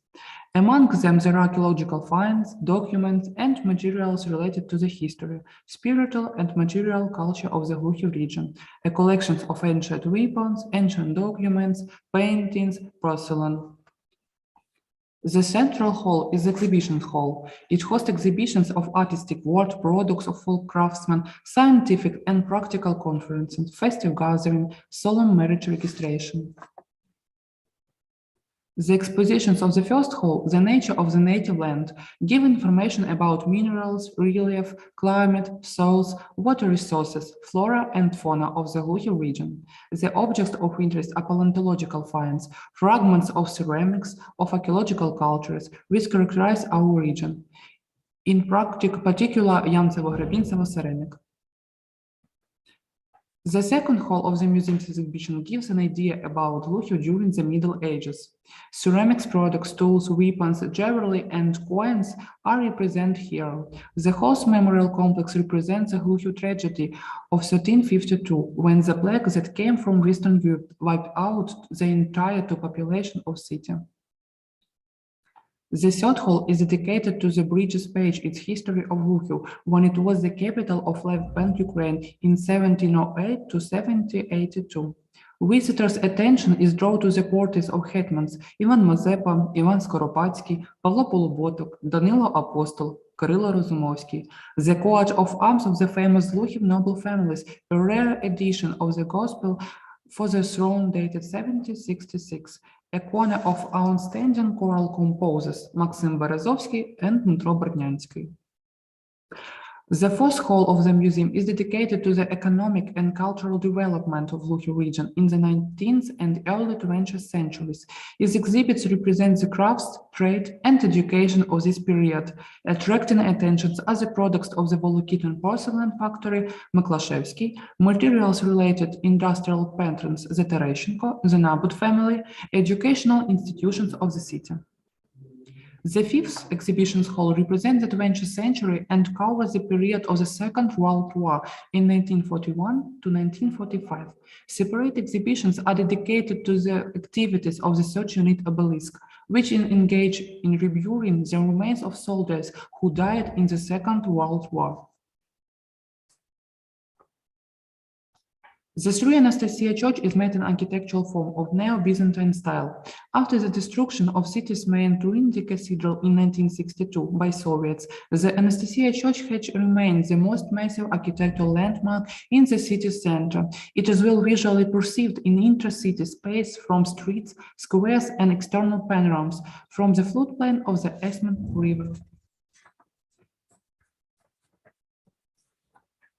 The Kiev Gate wasn't only a defensive building, also it was a kind of customs office. The gate is located on the western edge of the historic center, above the floodplain of the Esmen River, and is an architectural monument of national significance.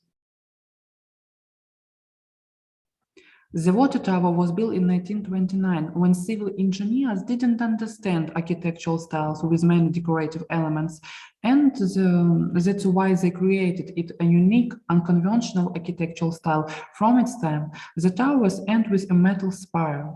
The plasticity of the architectural form of the tower can be seen many kilometers from the city.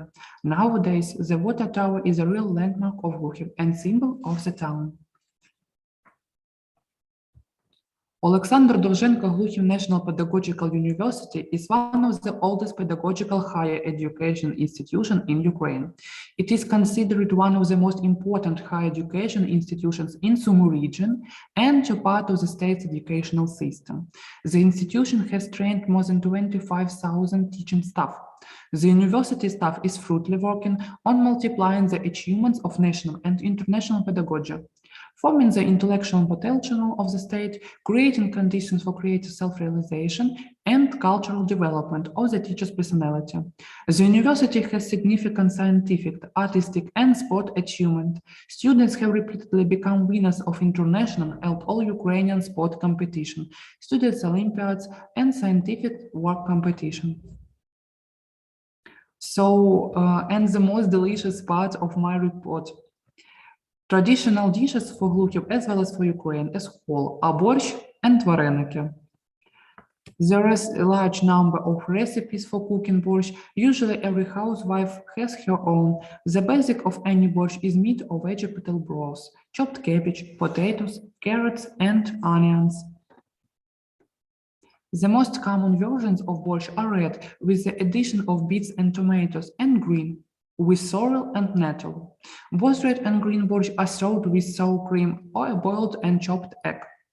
Green borscht is usually cooked in spring and summer when the necessary green leafy vegetables are available.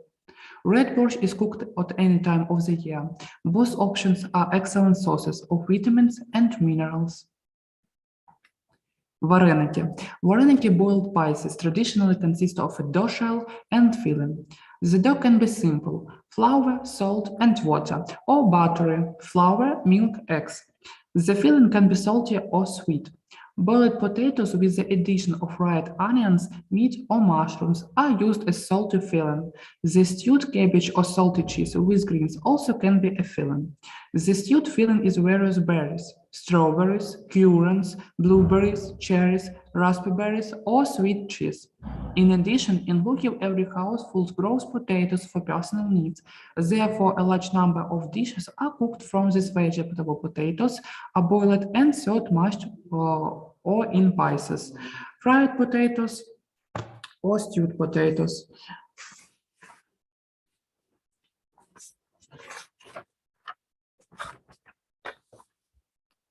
Or stewed potatoes are delicious. Pancakes are also baked from potatoes in our area. So thank you for attention to my report and for opportunity to represent it. Welcome to Free Ukraine without war. Okay, thank you so much for presenting your country. I really like how you presented Ukraine buildings. It looks classic, but it's still cool in this age. But I wonder if most people still use building like that or just for the old building. Can you repeat your question? Okay, sorry. Yeah. I really like Ukraine building because it looks classic, but it still looks cool in this era. But I wonder if the most people in Ukraine still use building like that or just for the old buildings? I get it. Sorry. Yeah. I mean, are people in Ukraine use building the classic building like that or just some old buildings? Ukrainian people like their culture, their tradition, and they try to keep it alive. That is why we wanted to tell you about our native city, because it's very small, but it was a capital of Ukraine in ancient times. Nowadays, it's a local city, and we are proud of our history and are very grateful to you to represent our report. We hope that everything will be good in our country and in all the world. Okay, thank you so much for presenting your country. Yeah, okay, thank you so much. I hope I can go to Ukraine sometimes and Now we will continue to check for the next presentation. Okay, thank you so much. And the next session is by Miss Katerina from Vasil-Stuks Donetsk National University in Ukraine. Yeah, so for Miss Katerina, the time is yours for presentation. Thank you. So thank you. Hi, today I'll be with my colleague. There it is. So now I'm sharing my screen. So write in chat, how are you? Do you like the presentations that was today? Yeah.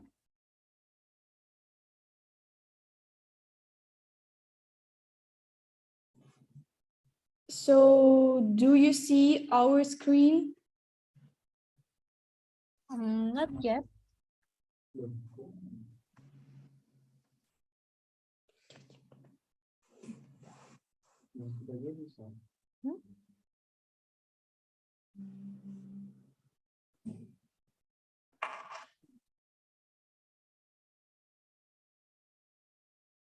It's okay. We will waiting for the your share screen. Okay, thank you. Maybe, sir.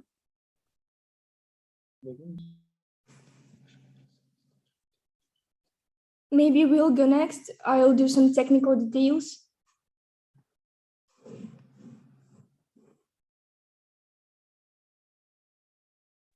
Oh, if possible, maybe you can share your PPT in a group chat, and I will helping with share your PPT from here. So okay, give for us 2 minutes, and we'll be done. Yes.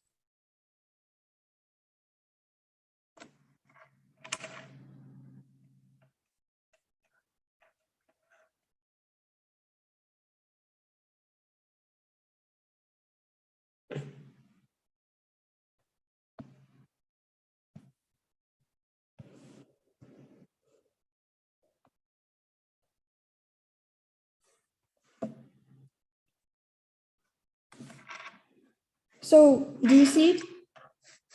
Yes, we can see your PPT. Super. So here it is. We are from Donetsk National University, named after Vasil-Stuks, and we're from Ukraine. Our city is Vinnytsia. So now we can start.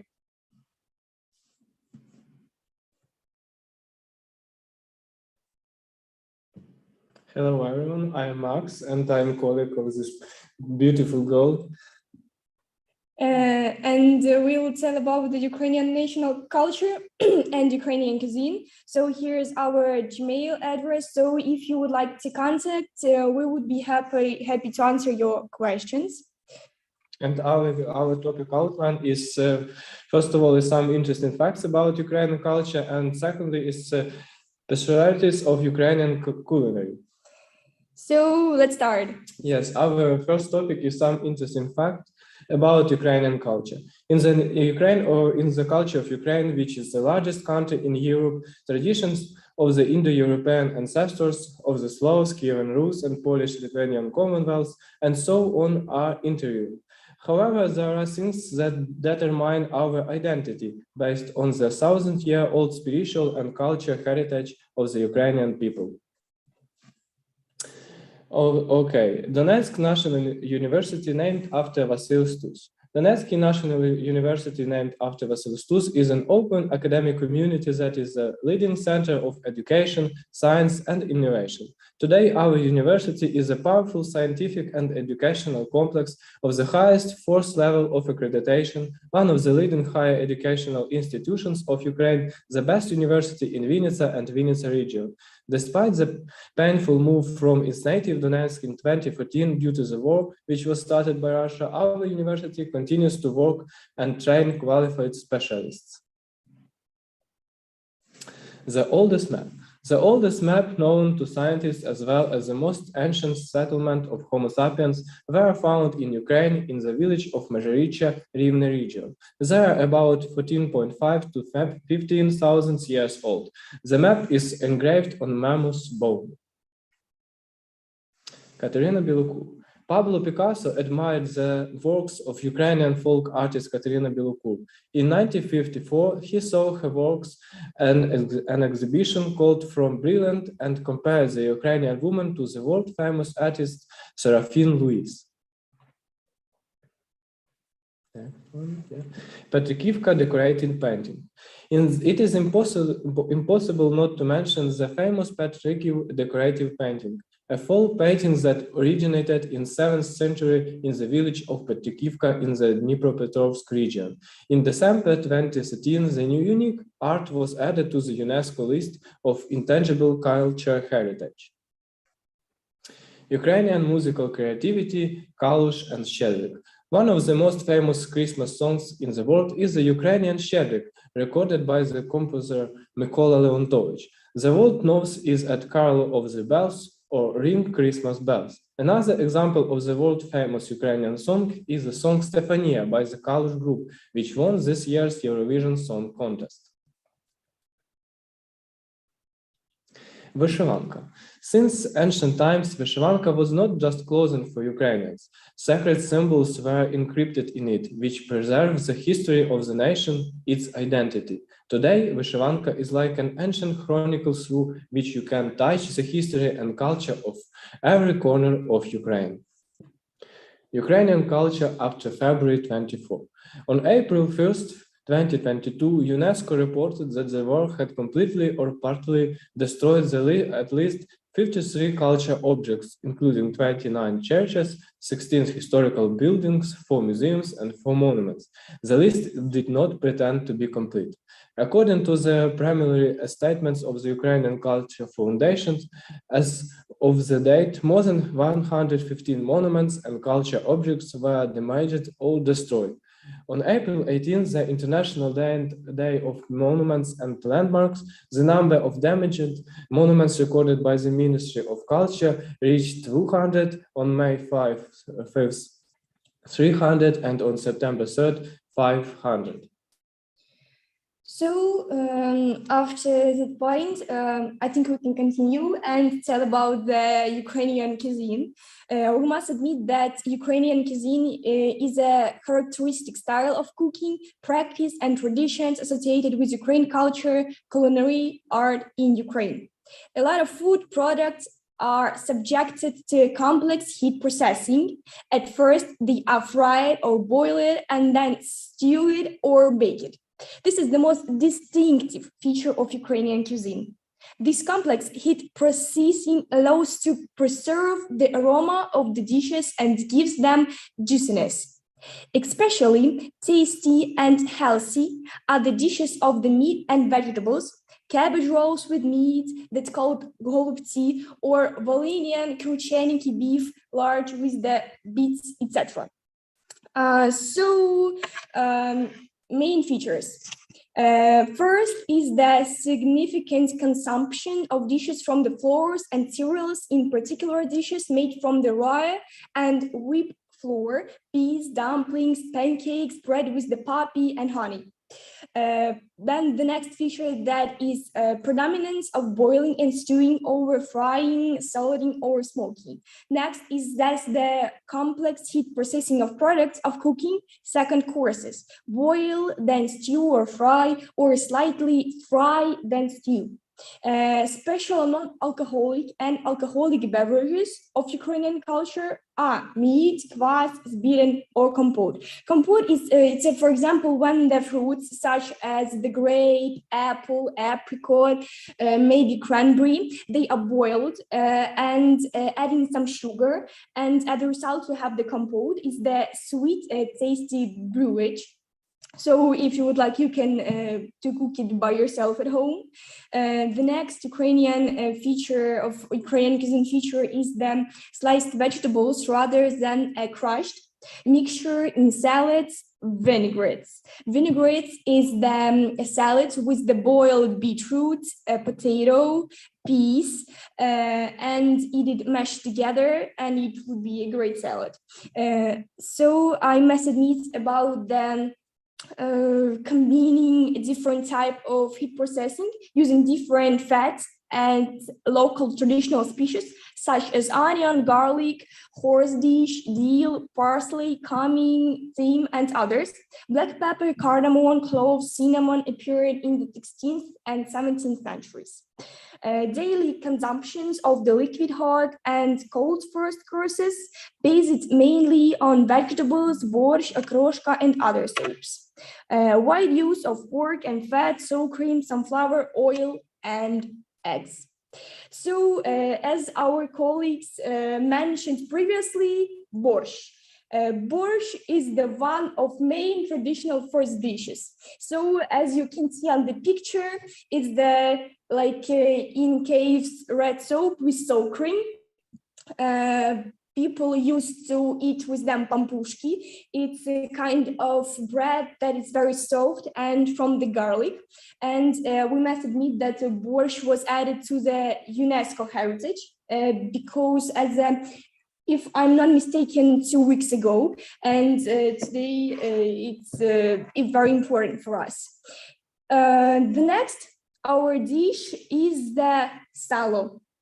Sala, consisting of curd slabs of fatback, is usually used as a separate dish, mainly in raw, baked form, in the form of different seasoning and fat base of various dishes. Salo was one of the most important products of long-term storage and also one that was used in travel and during lunch of a working days as a source of energy. Bread, salo, and onions was enough for all day of hand work. So if you would like to work hard, you should eat salo. The next is vareniki. Our colleagues mentioned them too, but I think we can add some interesting facts about vareniki. It's kind of dumplings. It looks like to Georgian hinkali, but vareniki, they are famous and well known before they soft dough. They made with flour, water, and some of secret ingredients that are known by Ukrainians. So if you would like to get known that secret ingredient, you can write us to our Gmail and we will tell you.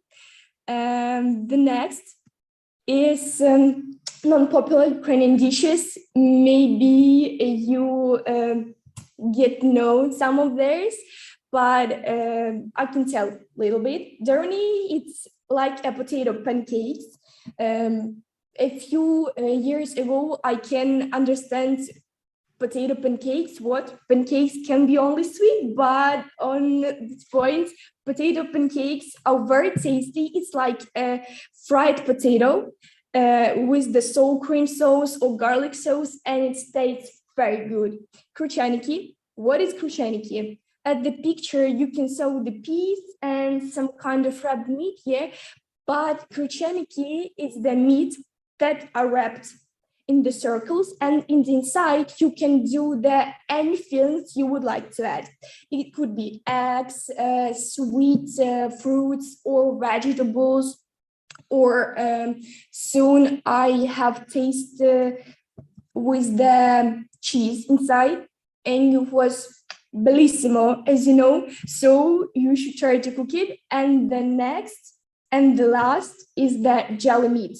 Jelly and the meat, you can say how you put meat in jelly, but I should say that it's the salty jelly with the carrot, as you saw in the picture, that's cut at circles. So it's boiling like hot, they are boiling, and then we put them in the fridge and it's become like jelly, and it's very tasty. So as a conclusion, what is common in each dish on this list?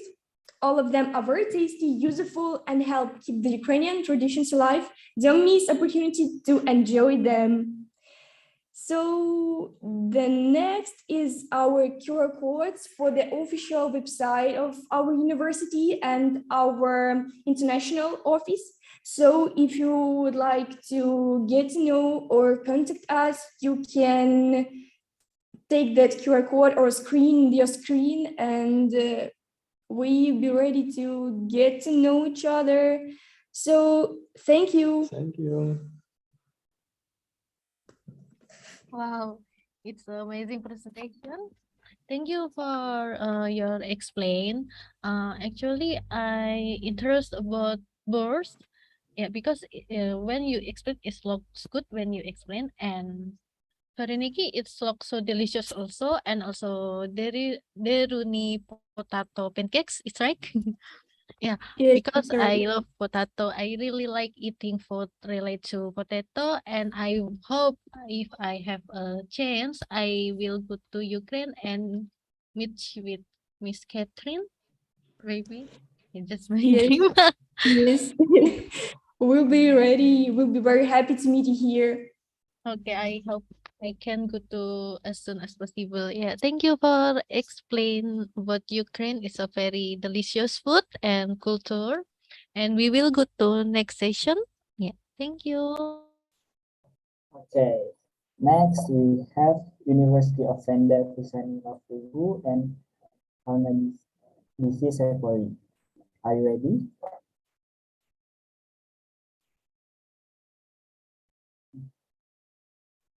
Dari mana? Okay, the next session we have University of Venda Kusani Mafungu and Hanganisi Sepoli. Is it is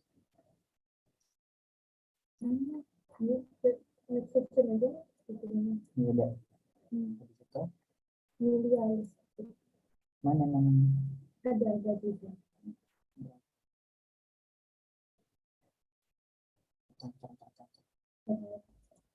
Mana?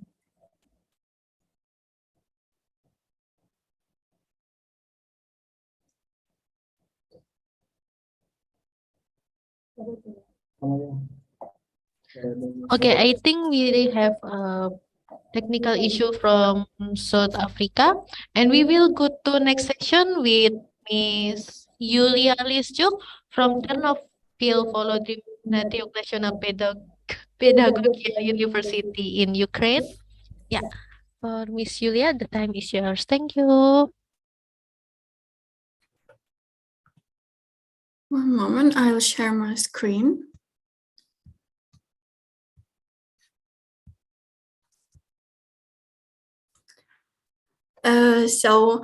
My name is Yulia. I'm from Ukraine.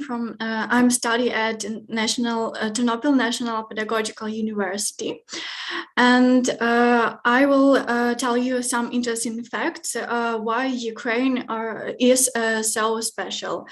So Ukraine is a country known for its beautiful and diverse landscape, well-preserved culture and tradition, and beautiful woman, invincible spirit of our strong people whose courage knows no bound.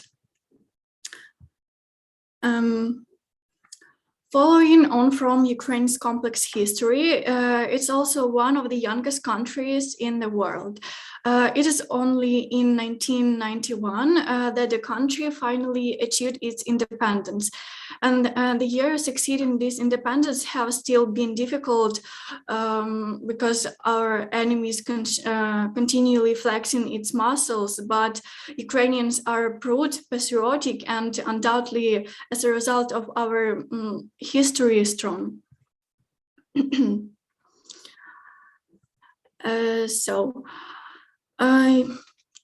Ukraine is the largest country in Europe. Area reaches around 600,000 square kilometers.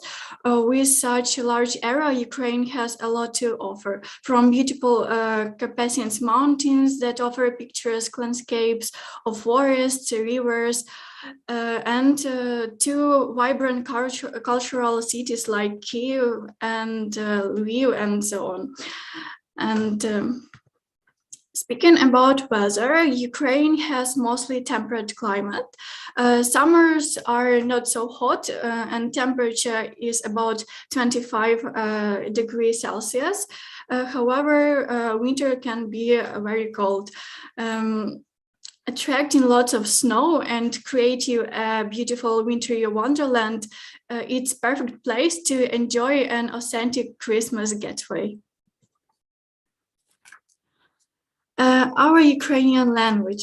The Ukrainian language is the only official language in Ukraine. It's very melodic and it pets your ears when you listen Ukrainian songs and hear Ukrainian speech. And interestingly, the Ukrainian language was rated the third most beautiful, and it was also rated the second most melodious.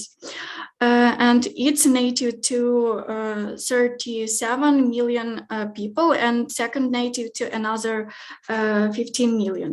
And the oldest mention of the Ukrainian language dates back to 858 here. National costume. You can see Vyshyvanka on me. Vyshyvanka is the name of the national costume of Ukraine. It's different from others because of its embroidery.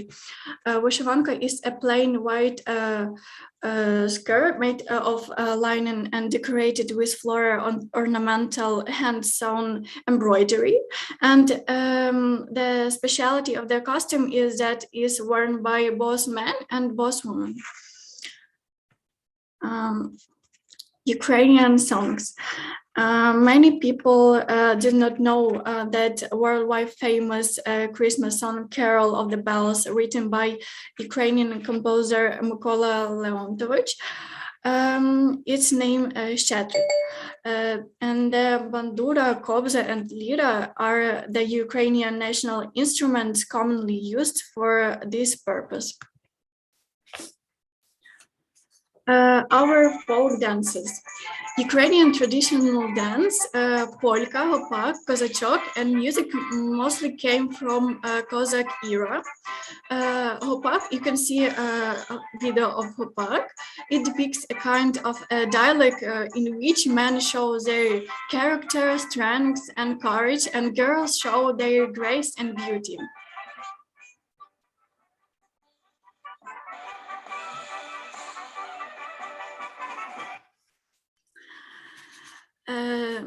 Singing Christmas carols. Christmas Eve is a family holiday when all the relatives gather together. They set a festive table with 12 traditional dishes because there are 12 apostles. Sing Christmas songs, remember all the good things that happened in the past year and wish each other health and happiness. Singing Christmas carols. We called it kolядка. It is there are one of the most beautiful custom in Ukraine and an internal part of Christmas. Kolядники, or carolers, go to the yard and houses of neighbors, sing carols, and wish prosperity and health to all family members. In the past, particular attention was paid to customs. They wear fur coats inside out, some masks of animals, and so on. And among Ukrainians, the belief is it more kolядники that come to your dwelling, the better and fruitful the year will be. And in turn, owners must give money or treat them with sweets. Писанки. Писанки are Ukrainian Easter eggs decorated with different colors using a wax resist method. Actually, the verb писанки or писати, meaning to write, as the design are written onto the egg with beeswax, not painted. Before modern chemical dyes became common, women would use natural botanical dye stuffs to make the dyes, and the most common color was red, usually obtained from onion skins. And they have a very deep symbolic meaning because every detail of the patterns means something. For example, the red color symbolizes the good and joy of living, and for example, green means hope. Spring days. Spring is also a period of the awakening of human feelings. Ceremonies were directed at the entertainment of young people, fortune telling, save-guarding, ritual singing of Vesnyanka, Hayivka. It's Slavonic ritual songs for calling spring, and playing circle dances. Alongside the agriculture theme, love marriage motifs such as courtship, matchmaking, and some rehearsal of couples reflecting the hopes of girls for successful marriage and are traceable in ritual songs, circle dances, and games. Jumping over the bonfire. Kupala Night is a holiday associated with the period of the summer solstice. It is celebrated on the night of July 7th. During this time, according to legends, many magical plants are growing. Therefore, Ukrainians believe that whoever finds a blooming fern in the forest will be rich and happy for the rest of their life. And girls throw reds in the water, and whoever reds travel the fastest will get married soon.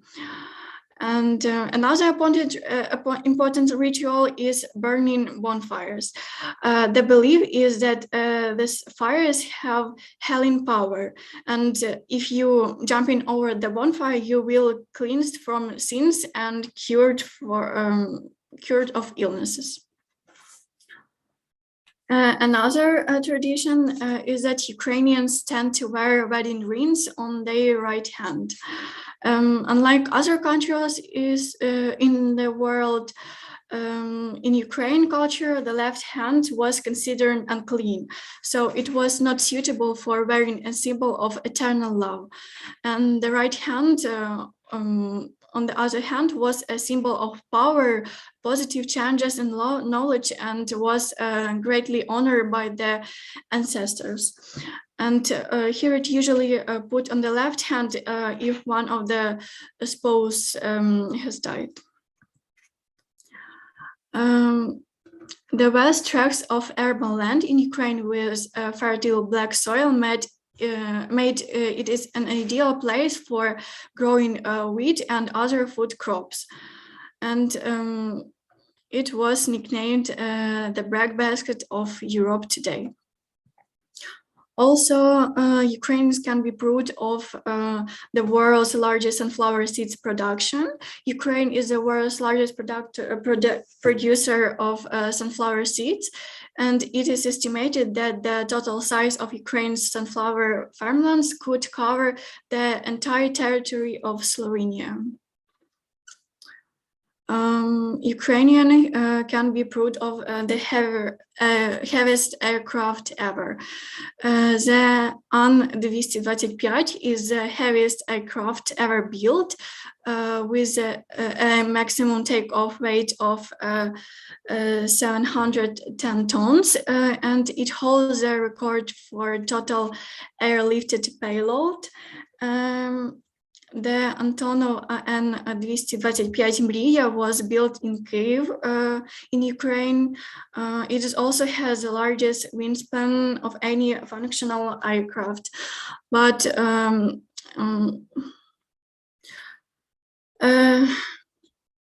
due to war, Russian occupiers has destroyed our Mriya. Mriya translated as a dream, and it is a proverb that Russia has destroyed our Mriya, but the dream of Ukraine to get free from the occupier cannot be destroyed. And let's go to a very tasty part of our presentation, Ukrainian cuisine. The traditional Ukrainian diet includes chicken, pork, beef, eggs, fish, and mushrooms. Ukrainians also tend to eat a lot of potatoes, grains, and fresh and pickled vegetables. The Ukrainian cuisine is extremely varied and exciting and rich. A rich multicultural history, bringing a range of different foods on the table. So popular traditional dishes include vareniki, you can see it. It's a boiled dumplings with mushrooms, potatoes, cottage cheese, or other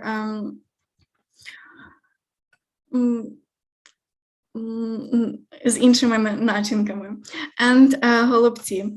And also the most famous Ukrainian dish is a borscht. It consists of soup made from beetroot, cabbage, and potato. And Ukrainian borscht is like a reflection of the nature of Ukrainian cuisine, hearty, aromatic, thick, colorful, and incredibly tasty. And if you ask what is the secret of making borscht, in the fact that it is prepared with all the love and care. Kutya. Kutya is the main dish on Christmas table, and it is made with wheat or barley grain and ground poppy seeds, walnuts, and is eaten with a honey sauce. And the ritual meaning of kutya is very ancient. The set of rituals associated with the kutya testifies to the connection with family and ancestors who take care of their harvest. And after dinner, kutyu with the spoons are left on the table for the whole night for the ancestors, so that their relatives have dinner and are not angry with us.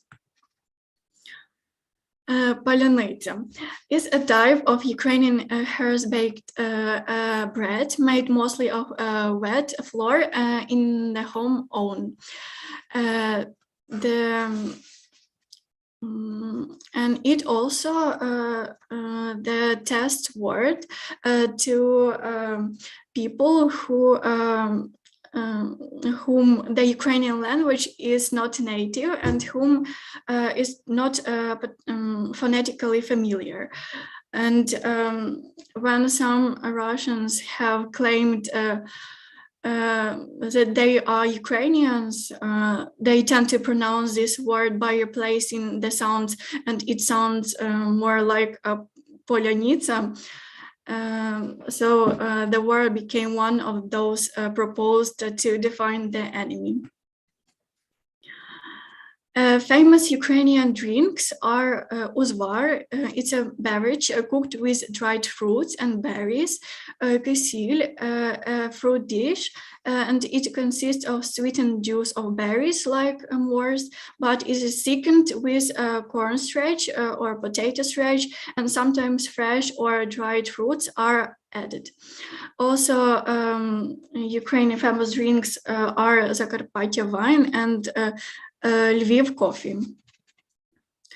Also, Ukrainians prepare very tasty desserts. You can see cheesecake. We called it Sernik Kyiv cake. The cake has become one of the symbol of Kyiv, particularly by its brand name and package depicting the horse chestnut leaf, the informal coat of arms of Kyiv. And the cake has two area layers of meringue with hazelnut and chocolate glaze and buttercream-like filling. And you can see a poppy cake. We called it makivnik. And many others. You must try Ukrainian cuisine on your holiday to Ukraine. And Ukrainians can be proud of 7 UNESCO World Heritage Sites. These include Saint Sophia Cathedral and the Historic Center, unique wooden churches in the Carpathians, and the beaches forest of Odessa forest that's around the Carpathian Mountains, and so on. Ukrainians also can be proud of one of the oldest cities. The capital of Ukraine is Kyiv, and this city was founded even earlier than Tokyo, Berlin, New York, Dublin, Los Angeles, Moscow, and other cities. It was founded in 482. Also, Ukrainians can be proud of Lego City. It's a comfort town, a suburb of Kyiv. It was created to brighten up the former gray building, and now the buildings are painted in bright yellow, green, and orange pinks. And many have likened them to Lego buildings or like houses and hotels in Monopoly. Ukrainians also can be proud of the world's deepest metro station, Arsenalna, along Kyiv-Sviatoshinsko-Bryvarska train line, is the world's deepest metro station. To better understand how deep is it, it would fit the entire Statue of Liberty perfectly and still have 12 meters left. And starting down from the top of the steep escalator to the darkness of the metro below can be quite scary. Ukrainians can be proud of the Tunnel of Love.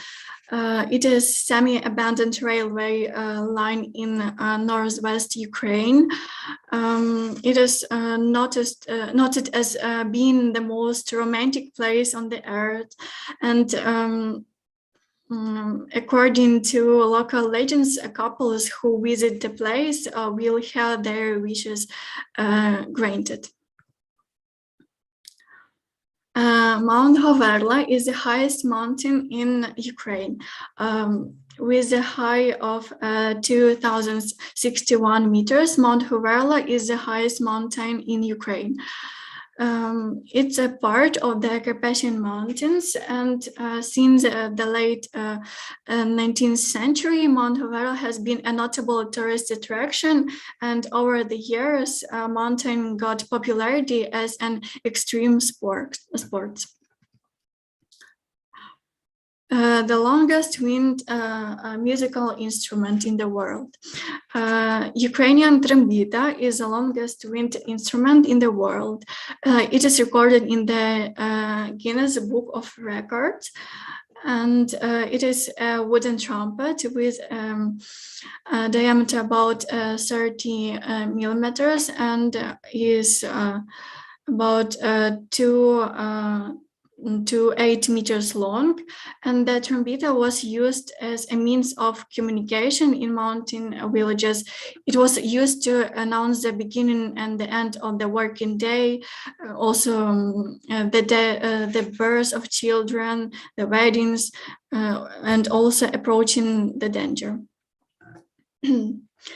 And among the cities I want to recommend you to visit in Ukraine, Lviv actually is my favorite city, and it is the largest city in Western Ukraine and one of the most stunning places to visit in the country. Lviv remembers its aroma of coffee and chocolate, picturesque cobble streets, unique architecture works, and breakfast places. People come here for the romance, atmosphere of the old city and historical sites. An incredible number of churches, temples, and castles makes it truly medieval and fabulous, especially during the Christmas holidays. And also you can relax in unusual restaurants and cafes in Lviv. Next place is Ternopil. It is my hometown. Ternopil is located in the heart of the Western Ukraine. It is very quiet, incredibly green, very cozy and calm city. And you can enjoy the sunset on the pond embankment. Walks through the center of Ternopil will be really journeying to past, and because over the past 100 years, the architecture of this street has not changed much, and Kupala Street is considered one of the most beautiful and lively streets. The Pink Lake is a unique and beautiful lake to explore in Ukraine. There are many beautiful and magical pink lakes located around in Ukraine, but this one located in Kherson, and each reach is its pink color due to algae that creates pink color and a high level of salt in the water. Another place is Cherniv Sea. It is one of the hidden gems of Western Ukraine. It's filled with spectacular Byzantine and Romanesque architecture, and you can see the building of the National University with its incredible architecture will take your breath away. It is a perfect set for Harry Potter skins, because the building strikes with its appearance along the holds many secrets of its history, and with its cobble streets filled with cafes, baroque building, bookshops, and parks, Cherniv Sea is a perfect place for those who love literature and poetry. The next site is Odessa. It's a pretty port city on the Black Sea. Odessa is the most popular beach city in Ukraine, but it is also has a place plenty of beautiful architecture as well, and now it called the Pearl of the Black Sea. And many visitors and locals love visiting Odessa for its gorgeous beaches with perfectly sunny weather and glistening waters, and architectural layout of the city. The houses are different pastel colors, and there are plenty of hidden streets to explore in Odessa. So, and Bukovel is a popular ski and spa resort surrounded by beautiful Ukrainian landscapes. It is must visited place for winter sport. There are many different ski slopes, and the town at the bottom is cozy and charming, with a building resemble alpine chalets. This is a great place to visit in winter. During the winter months, from November to February, it becomes a hotspot for skiing. And you can see terrifying photos of the war in Ukraine. As we know, Russian occupies our territory, and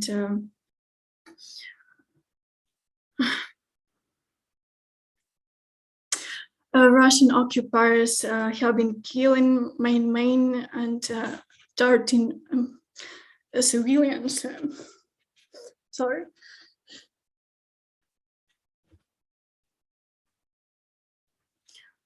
Raping women, children, and so glory to Ukraine, and thanks for watching. Yeah, thank you so much, Ilya. Yeah, I hope all of the Ukrainian people that present here can be strong, and I hope the conflict is quickly and thank you so much for Yulia for sharing the really beautiful Ukraine. yeah, I really want to go to that country. Thank you so much, Yuria. Thank you. Strong. Okay. Okay, then we will continue back to the University of Venda, Husani Mafungu, and Hangan Divi Sepoli.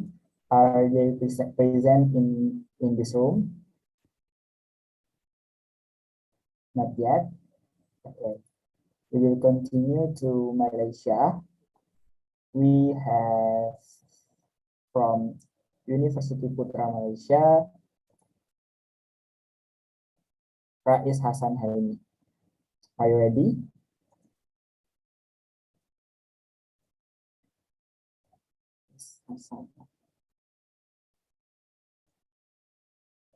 Okay, are you ready? Can you test your microphone? I can hear your voice.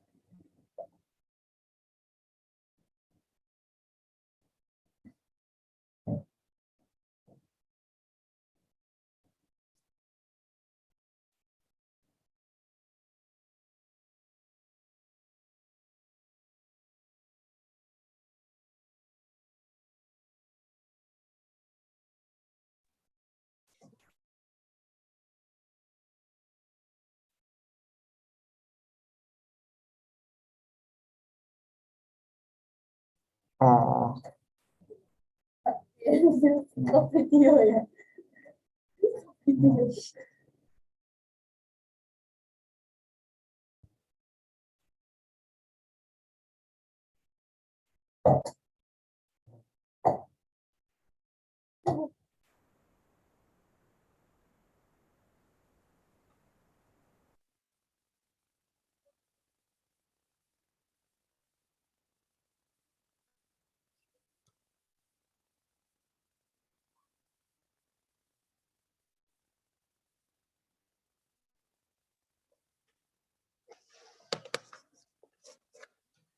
I apologize, Rais. We can hear your, we cannot hear your voice.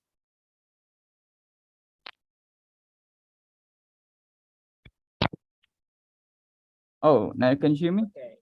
Yes, yes. Forgive me. Okay. Hello, ladies and gentlemen. First off, I want to thank you for inviting me to this program, and I want to thank you for the people who made the program possible so we can all enjoy our cultures around the globe. And now about an intro about myself. I am Rais Hassan bin Helmi from UPM. I study about agribusiness, and you can find me in Facebook or in IG. And I'm from Kuala Lumpur. I have experienced every part of Malaysia because in primary school I went to Chinese school in St. Teresa, while in high school I went to Indian school, SMK Vivekananda, and finally in Bintulu, University Bintulu in Sarawak. So I've experienced it all. Now, I would like to give a little introduction about our Malaysian culture. My English lecturer in UPM already give an introduction, so I would like to give a brief introduction to our culture, just to give more context about our culture in Malaysia. As you all know, Malaysia is a multicultural society that consists of Malays, Chinese, Indians, and Bumiputra. Bumiputra for Sabah and Sarawak. As you can see on top of the top right slide, you can see we have lion dance, Ngenjat dance for Iban people. I can list all of the traditional dance in Sabah and Sarawak, but that will be too long. And then Tarian Zapin Zapin dance for Malays, and a Baratana Tayam dance for Indians. You can see Malaysia is 4 countries in one. So yeah. Now, if you guys want to come to Malaysia and have a nice holiday, I would heavily suggest that you guys go holiday when there is a festival or public holidays. For example, these are one of the official festival in Malaysia. First off is Diwali for Indians, Chinese New Year's for Chinese, Kamantan Harvest Festival for Sabah, Gawai Harvest Festival for Sarawak, and Christmas, and finally we have Hari Raya Aidilfitri, or we know it by Eid, for Malays and Muslims. Now we get into our culinaries that I recommended that you guys try in Malaysia. And this year, and this picture, a portrait of Chef Wan. If you guys don't know who is Chef Wan, you can go to YouTube and type Uncle Roger and Chef Wan. He's very famous in Malaysia. He have cooked around the world many traditional culinaries as well as in Malaysia. And he also have a restaurant in Kuala Lumpur, where I live. His restaurant located near the Twin Tower of Petronas. So if you guys lazy to get out and doesn't have much time, so you can go to his restaurant and experience our unique dishes. First off, our dish that I would like to recommend to you guys is Nasi Lemak. As you guys know, Nasi Lemak is our national dish. It's very simple. It consists of rice,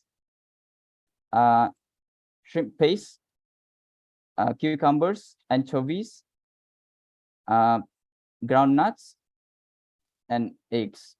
You can add a little more like chicken, scrambled eggs, like that.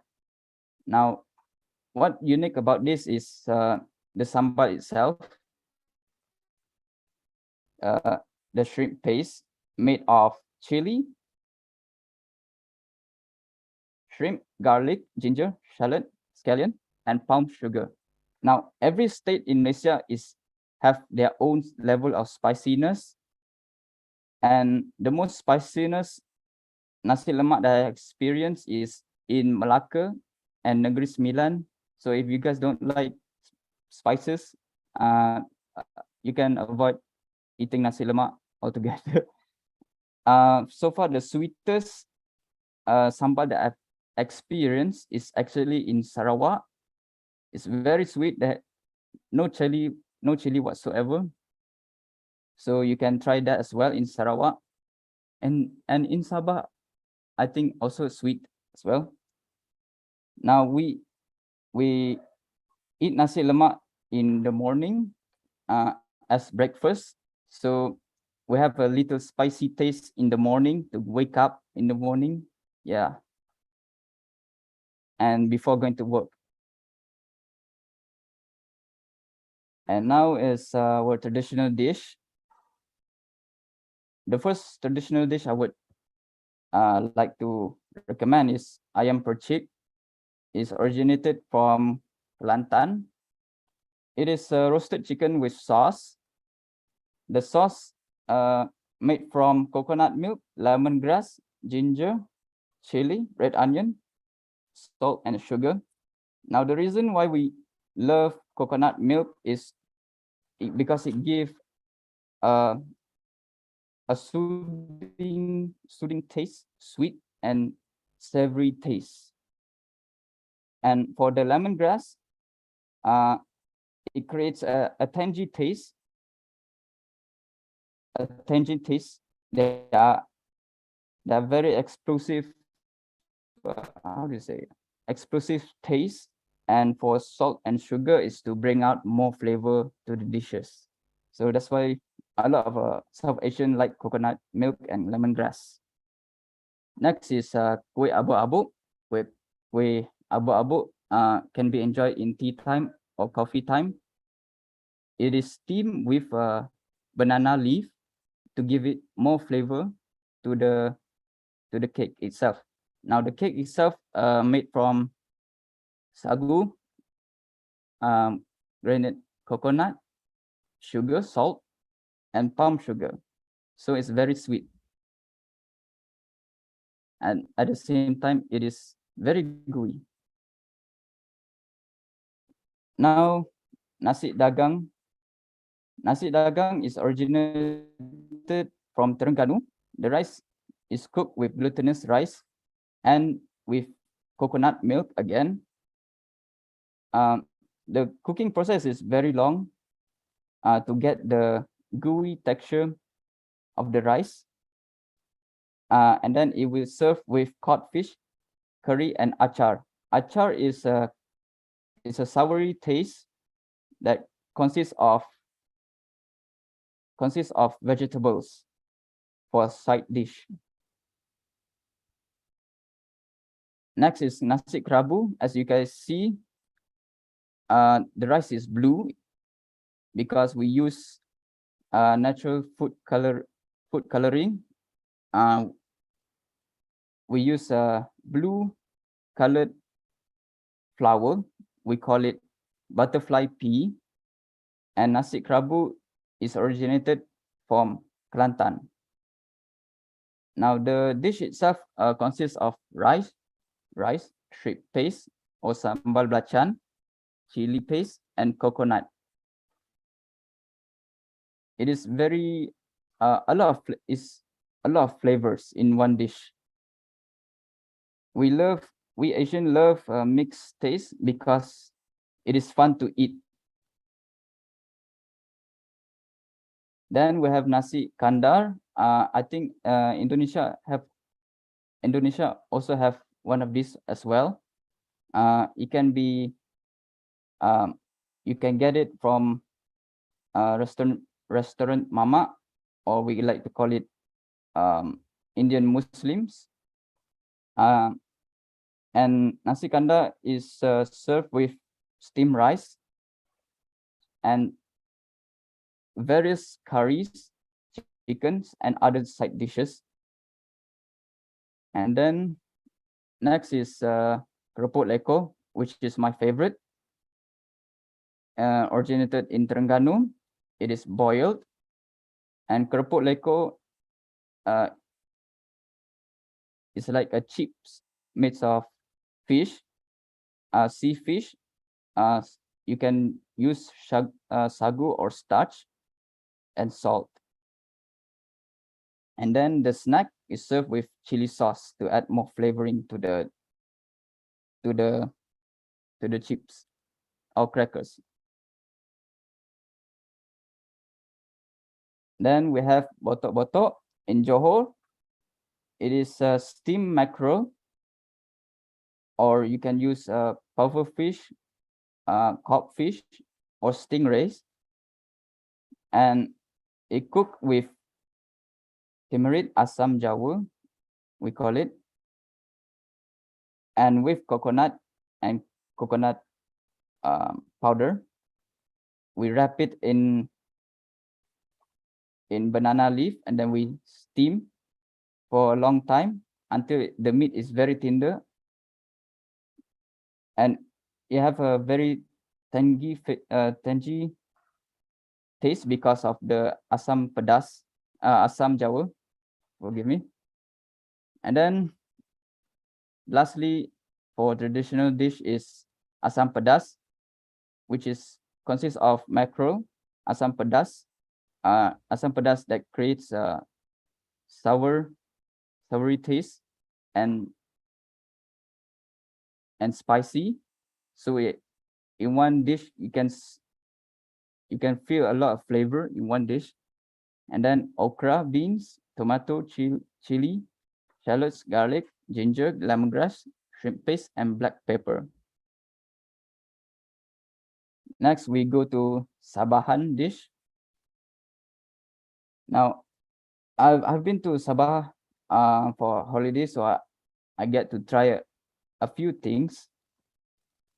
First off is kuih lidah buaya. It's also my favorite. It is coated with sugar. It's a snack. You can cook it in your house if you wanted to. You only need wheat flour, tapioca flour or cassava, and sugar. That's it. It's very simple. If you want to try it, yeah, you can Google it how to cook, and then you fry it with cooking oil. Next is kuih cincin. Kuih cincin consists of gula apung or gula melaka. You can use both to create unique flavorings and rice flour. Then you can fry it with cooking oil, and kuih cincin can be enjoyed in tea time or coffee time. So in Sabah, be sure you try this side dish. And then for Sabahan, Sabah again. I haven't tried this before yet, but I would like to try. The dish is barabo, and barabo is a corn porridge with glutinous corn, which is sweet corn, and you can taste the sweetness of the sweet corn. It consists of chicken, shrimp, carrot, radish, red onion, garlic, MSG, chicken seasoning cube. We use the cube flavoring to add more flavor to the dish, and lastly, white pepper. So if I go to Sabah again, I would definitely try this dish. And then we have pinasakan. Pinasakan is like a Sabahan version of asam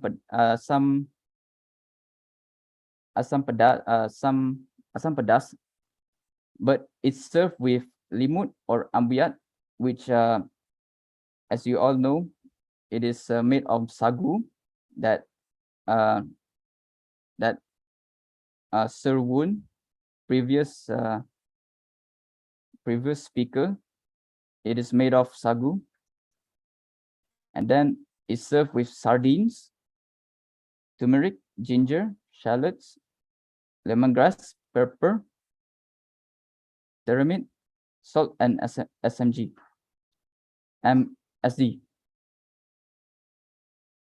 So that is it for me. In conclusion, Malaysian cuisine is an integral part of our culture, and I recommend you guys to explore more traditional food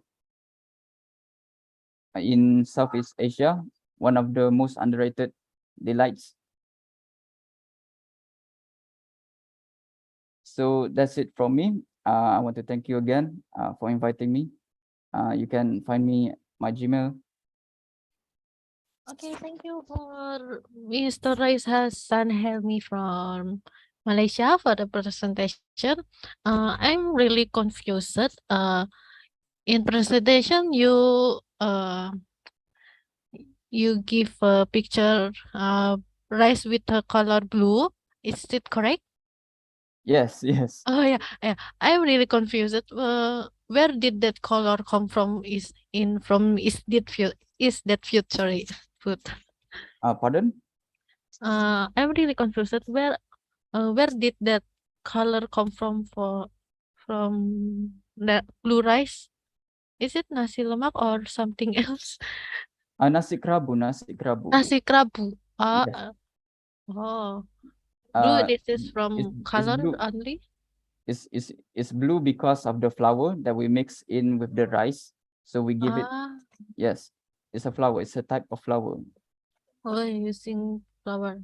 Yes. Okay, I get it. Yeah, done. Okay, thank you for your explaining, Mr. Rais Hassan Haimi. And the next session is from student from Institute of Brunei Technical Education with name Muhammad Sulfadi Sirki and then Nur Lutfiana Sofia. Yeah, are you stay for now?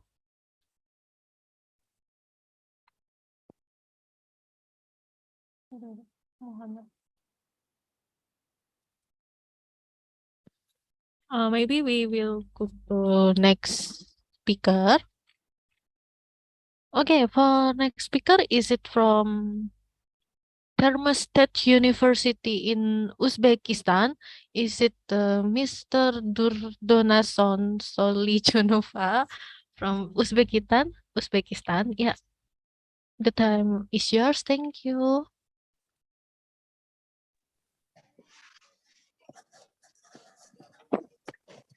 Good afternoon, everyone.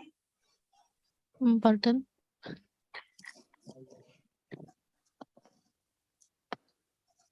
Can you hear me now? Yes, we can hear you. Who is? I am Durdona from State University. Yes. Oh, why is it you? Yeah, maybe you will. Yeah, the time is yours. Thank you. Oh. Okay. I can share my screen, I think. Now.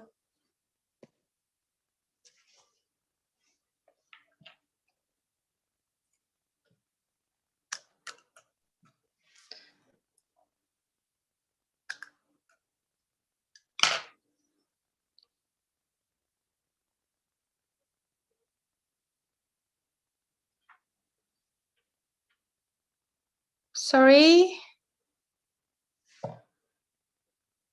Yes, how may I assist you? I can share my screen. Maybe you can sending your PPT in a room chat, and I will helping to share after next speaker. Is it okay? Maybe, or maybe you will sending in my email. Okay. Oh, okay. Mbak Febri mungkin yang ICCCCM Retno mungkin bisa dibantu co-host, nanti mau di-share screen. Siapa Mbak? ICCC Retno. ICC Retno. Oh, for Miss Solichonova, yeah, it's okay. Miss Retno will helping with share screen. Ya, Miss Retno, waktu dan tempat dipersilahkan.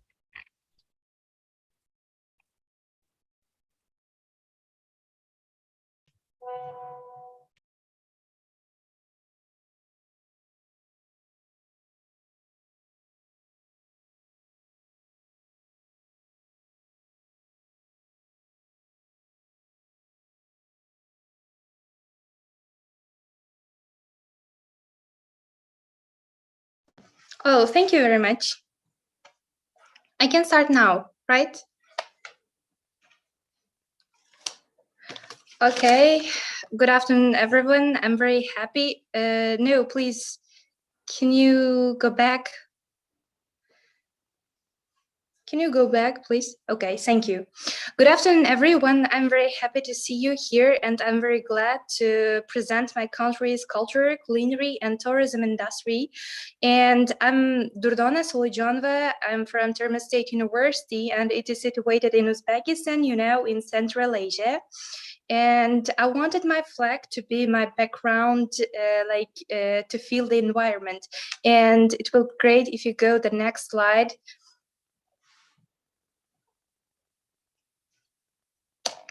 Okay, when the words come to the culture of Uzbekistan, it is vibrant and unique. It was formed over thousands of years incorporating the traditions and customs of the people who at various times inhabited the territory of modern Uzbekistan. The ancient Persians, Greeks, Arabs, Chinese, Russians, and nomadic Turkish tribes have all contributed to Uzbek culture, which is considered the epitome of Central Asian crossroads cultures. The traditions reflecting the multinational nature of Uzbekistan are omnipresent in its music, dance, painting, applied arts, language, cuisine, and clothing as well. Each region of Uzbekistan has its own unique shades as well, which are most clearly manifested in national dress and local dialects. And the next, please. And when the words come to Uzbekistan, Uzbekistan has many national customs and traditions, which date back countries. Hospitality lies at the heart of many festivals held in Uzbekistan, as well as traditions associated with them.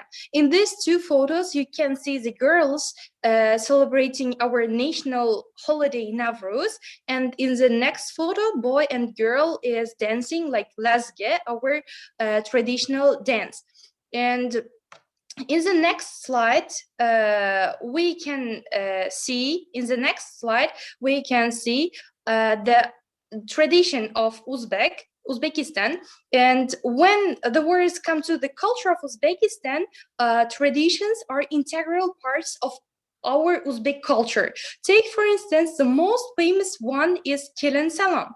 Many important family events, such as weddings, are accompanied by lots of interesting rites. One of them is Kelen Salam. Kelen Salam's English version is a bride's greeting, which celebrates the beginning of married life and takes place the day after the wedding ceremony. Everyone takes their turn to convey their best wishes and blessings to the newlywed and present her with gifts. The bride greets every guest with a deep bow. She bows first to husband's parents and then other members of immediate family, then to everyone else. The greeting ritual is accompanied by singing, usually by a woman relative who sings improvised rhythms addressed to every person whom the bride greets. And it goes like that. Take, for instance, I will sing Yor Yor in my country, Kelen Salam. It is saying, it goes like that. Tağu taşını bir qilgan, ikki yoshni bir qilgan, salam salam, yor yor, kelin salam, yor yor, avval Xudoga salam, payg'ambarlarga salam. And it continues with this rhythm. And for every bow, the bride receives a gift and a blessing and gives those gathered small presents in return. It is believed that a gift from a newly bride brings luck to an unmarried woman. And in the next slide, we can see the next performance and national tradition of Uzbekistan. It is called Dorbaz, and it's like performance of a rope walkers. And Dorbaz survived up to present time because it was passed down from generation to generation. And today's rope walkers are great successors of the glorious traditions of their ancestors. Craft of rope dancers is very difficult. It takes great endurance, agility, and strength. The rope dancers, Dorbaz, are mostly men. They are usually dressed in traditional national costume, as the photo shows, either bright colors or in white shirt and black trousers, which are tucked into soft leather boots. And it is called in our language mahse. And Dorbaz do not use safety lanyard, and the height of the rope reaches from 4-5 meters to 50 meters as well. Such a height takes such huge concentration and attention, and as well as skill as well. And as you can see in the photo, it is very dangerous, but many people are interested in this national performance also. And in the next slide, we can see another tradition of Uzbekistan. It is called Beshik Toyi. Beshik Toyi is celebrated on the 40th day of the birthday of a child, and relatives of the young mother bring Beshik, a beautifully embellished cradle, clothes, and everything necessary for a newborn. Also, it is a custom to bring bread, sweets, and toys wrapped in clothes.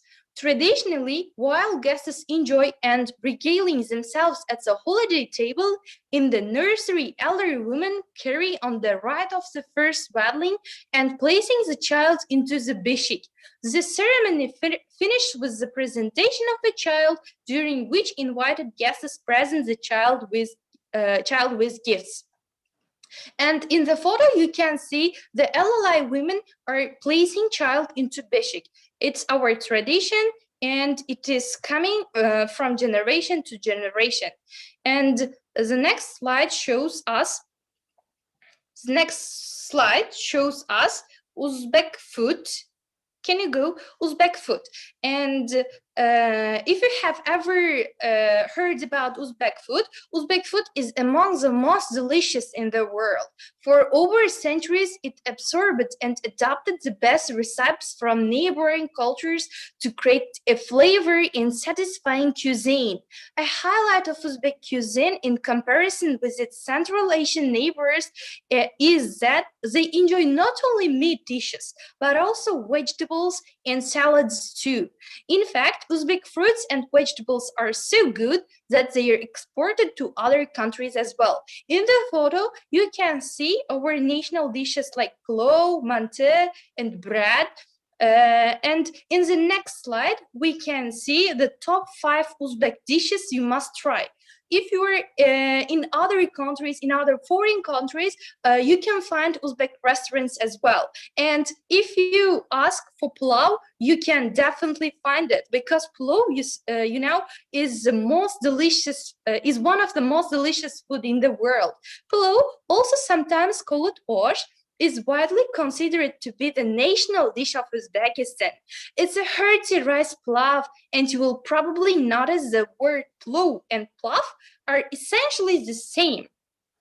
You can expect a heaping portion of the rice that has been cooked together with lamb or beef, onions, garlic, raisins, and carrots.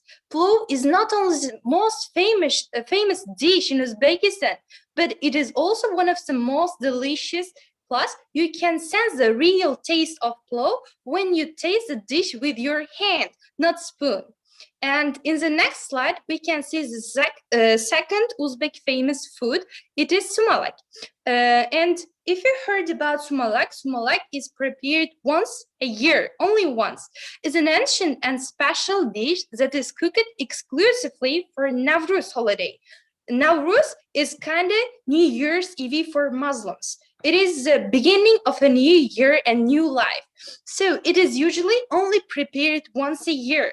It has been cooked for centuries, and the techniques and methods can vary throughout the regions, but the ingredients are always the same: flour and wheat grains washed in water and oil, nothing else. And in the photo, you can see the plov in a cup, and it's also appearance is also beautiful, and the taste is also very delicious.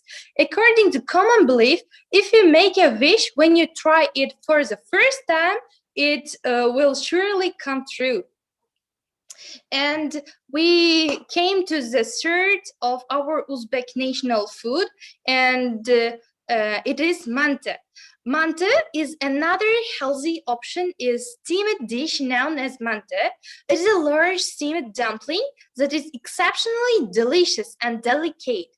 Mante is usually prepared with stiff tough mindset, where finely chopped meat, onions, and seasonings such as cumin. The procedure is a mixture of meat and onions is placed in a round-shaped dough, and a piece of fat added in order to make it juicier and tasty. In the photo, you can see mante, and it's very delicious. You must try. And the first, our national food is shurba.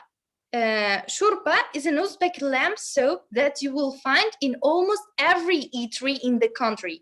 In addition to chunks of lamb, you can expect 6 slices of vegetables such as carrots, potatoes, or onions. Spices such as fresh dill and parsley are also used to add flavor to the soup. And shurba is a great starter to any meal, especially if you are visiting Uzbekistan during the colder months and need to warm up after a day of exploring the country's beautiful Islamic architecture. And in the photo, you can see shurba, and it's very tasty. And almost every wedding, you can have shurba, because it is one of the most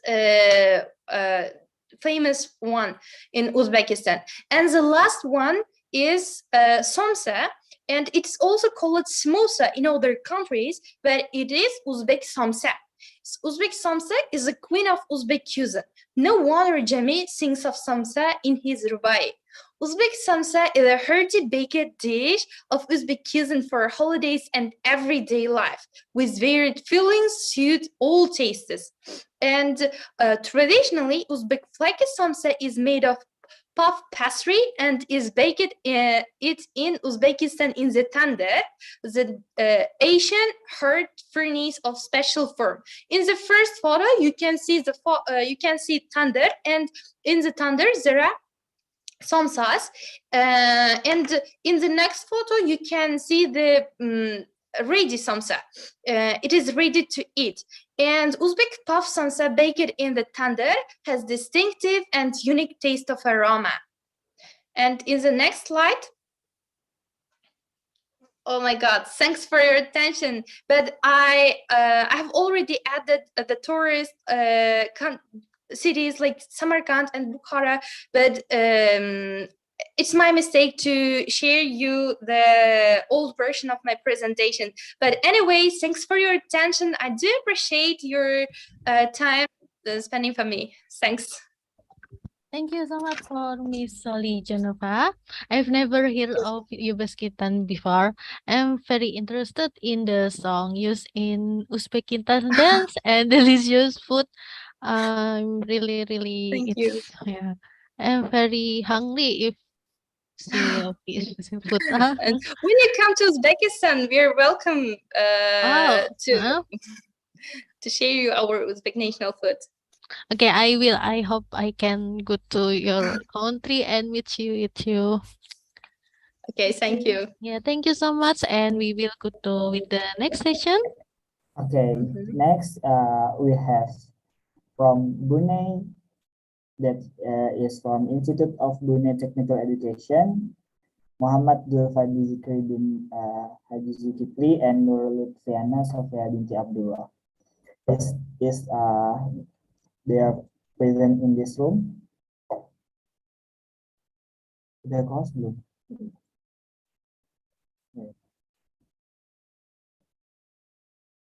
Wait. Okay.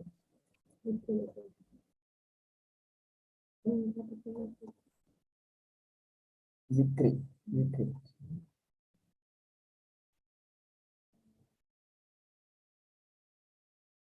Muhammadul Fadli Zikri and Nurul Fiana Sofia, are you present here? Yes, we are here. Okay. Waiting for the share screen. Okay. The time is yours.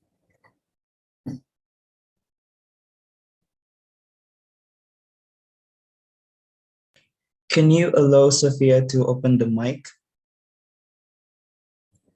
What's the name in this meeting? Sophia. Sophia. Mbak, mungkin bisa dibantu co-host. Sophia Brunei Darussalam. Yes. Sophia. Thank Okay, you. wait. Oke, sudah. Okay. All right, thank you.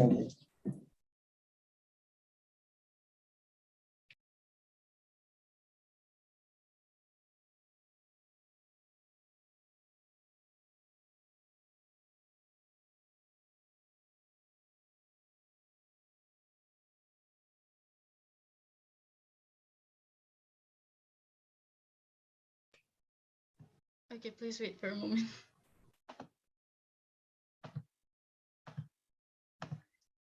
Gimana, Mbak? Sudah masuk?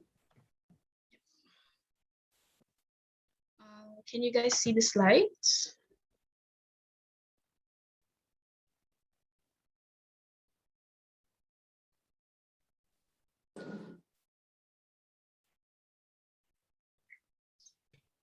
Yes.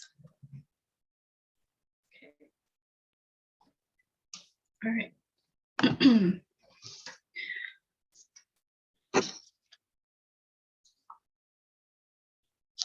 Okay, so hello and good afternoon to the representatives and attendees.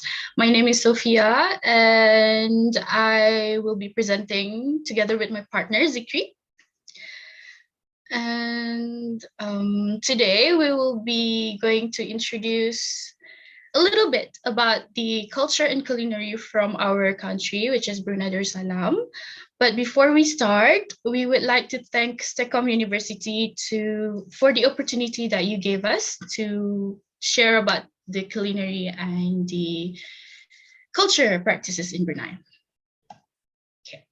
So first things first is the table of contents. We will be talking about the introduction, cultural informations, culinary informations, and lastly, we have a video to show you guys.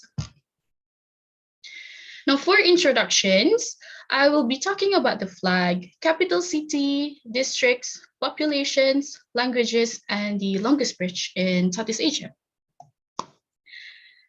The first one is the national flag. The national flag consists of the little red flag that you can see on the picture, the royal umbrella, the wings, the hand, and the crescent. And it has 4 colors, which is yellow, white, black, and red. And the yellow color represents the Sultan of Brunei as the head of state. The white colors represent the Pangeran Bendahara, which is the first minister. And the black color represents the Pangeran Pemanca, which is the second minister who governs the foreign affairs. Moving on to the capital city. The capital city of Brunei is Bandar Seri Begawan, and there are 4 districts in total in Brunei. And you can see on the picture, there are Brunei Muara, Tutong, Bulayit, and Temburong. The populations of Brunei Darussalam is roughly 437,483. And you can see that on the pictures, the percentage and the populations of each district. And the main language that are spoken in Brunei Darussalam is Standard Malay, Standard Brunei Malay, and English. And this is the longest bridge in Southeast Asia, which is called the Sultan Haji Omar Ali Saifuddin Bridge. I have compiled a picture of the day picture and the night picture. It is a 30 kilometers long bridge with 1.6 billion Brunei dollars as its cost. Now, one of the aims of this bridge is to connect the people from the Temburong district and to go to Bandar, as well as making it accessible for the people from the Temburong to go to Bandar for work, for leisure, or just visit their family. Now, the second one, I will pass this cultural information to Zikri. Thank you so much, Sophia, for the brief introduction of Brunei. So next, I'm going to talk about the cultural information that includes religions, ethnic groups, cultural practices, and image. So next.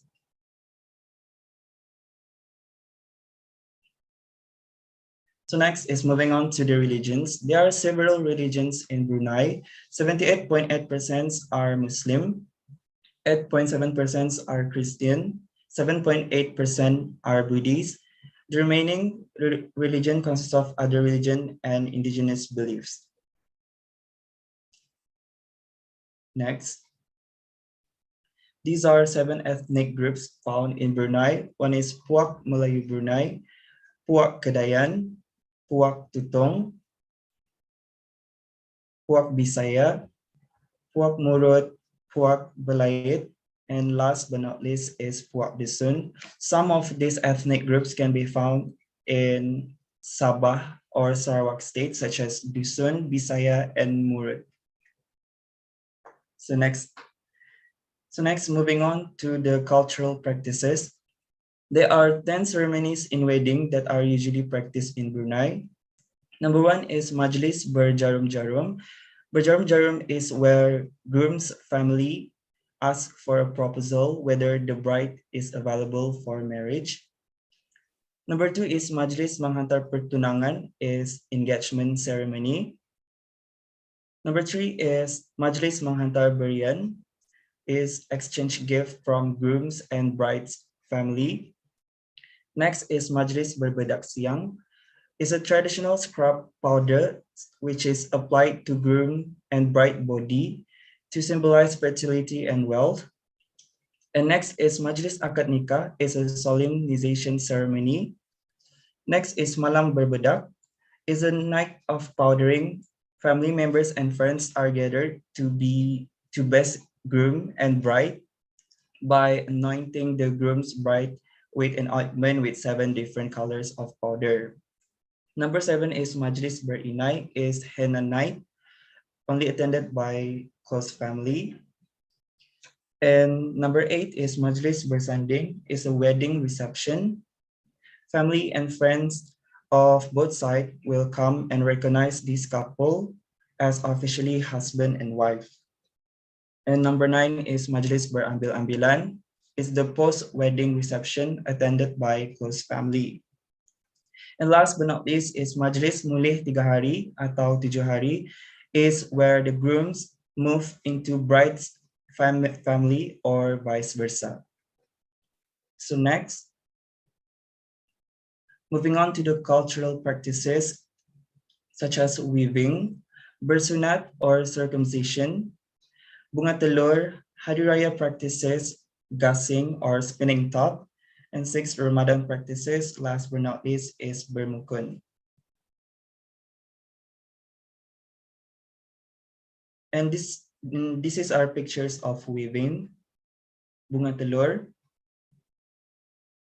and this is hari raya practices, is hari raya Idul Fitri, and this is a picture of gasing or spinning top.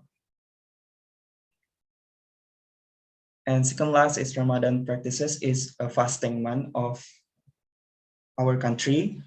And last but not least is bermukun. So next, I'm gonna pass to Sophia to continue the culinary part.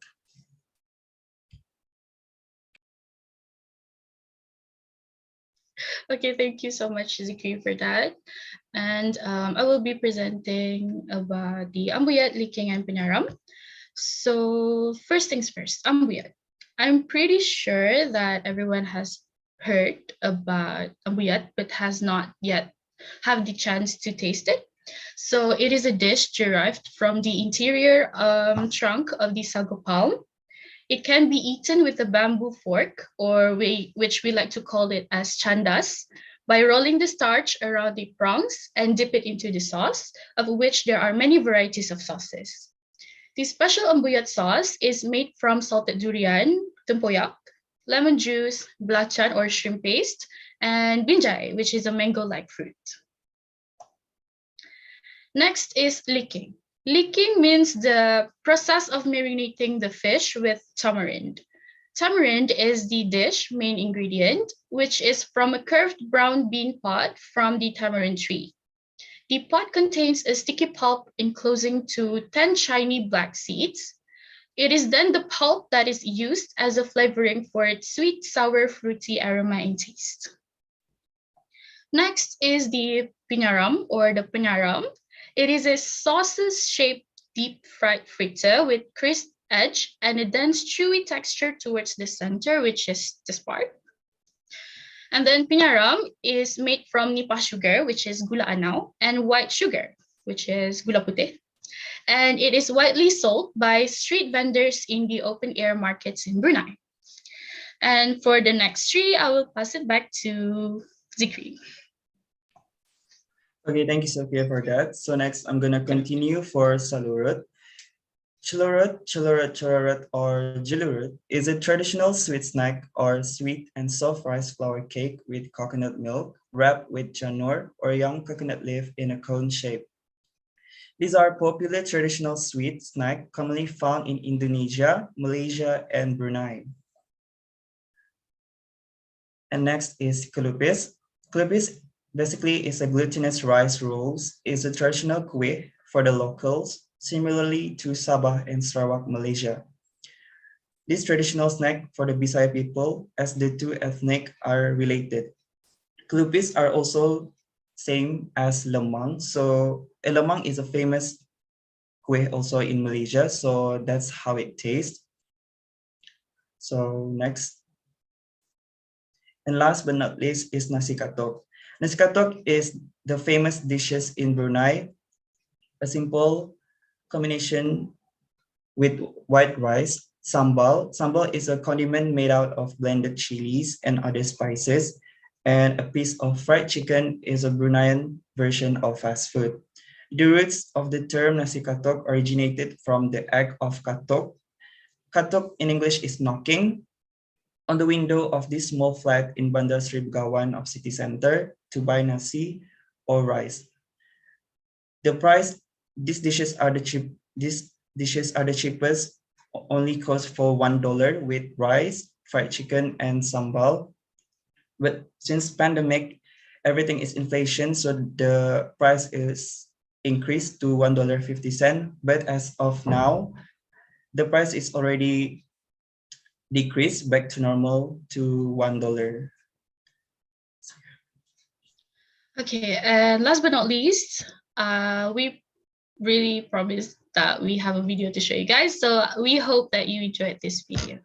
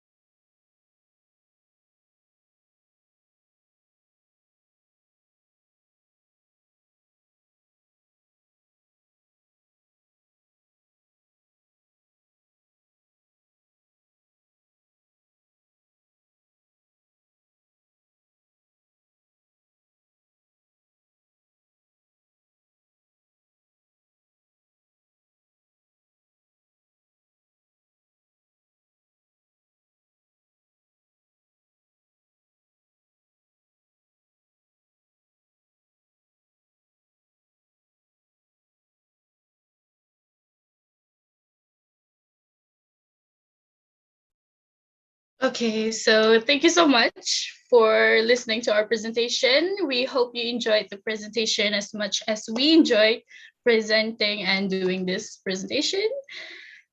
Thank you. Yeah. Thank you so much for Ms. Sophia and Mr. Zikri. It's really, really wonderful country. And it's made me feel miss with my place that's similar with Brunei and Malaysia, because I am from Kepulauan Riau, that was Melayu. So I feel miss my place before. Thank you so much for Ms. Sophia and Zikri for the presentation. It's a My wonderful pleasure. country. Yeah, I hope I can come there sometimes. Okay, next. Okay, thank you so much from Institute Brunei Darussalam. And then we will go to next session with Ms. Anna Koftun from Cherkasy State Technological University from Ukraine. Yeah, for Ms. Anna Koftun. Yes, good day, everybody. Thank you.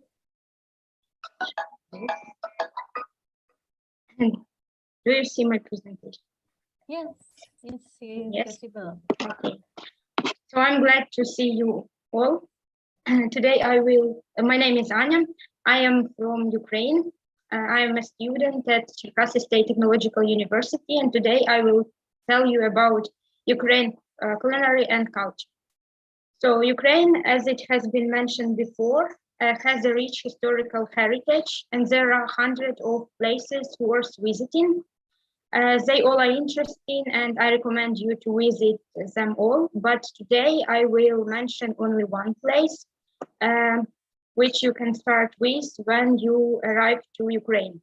This place is called the Outdoor Museum of Folk Architecture and Life of Ukraine. It is situated near Kyiv, so you will get there quickly and easily from Boryspil Kyiv Airport.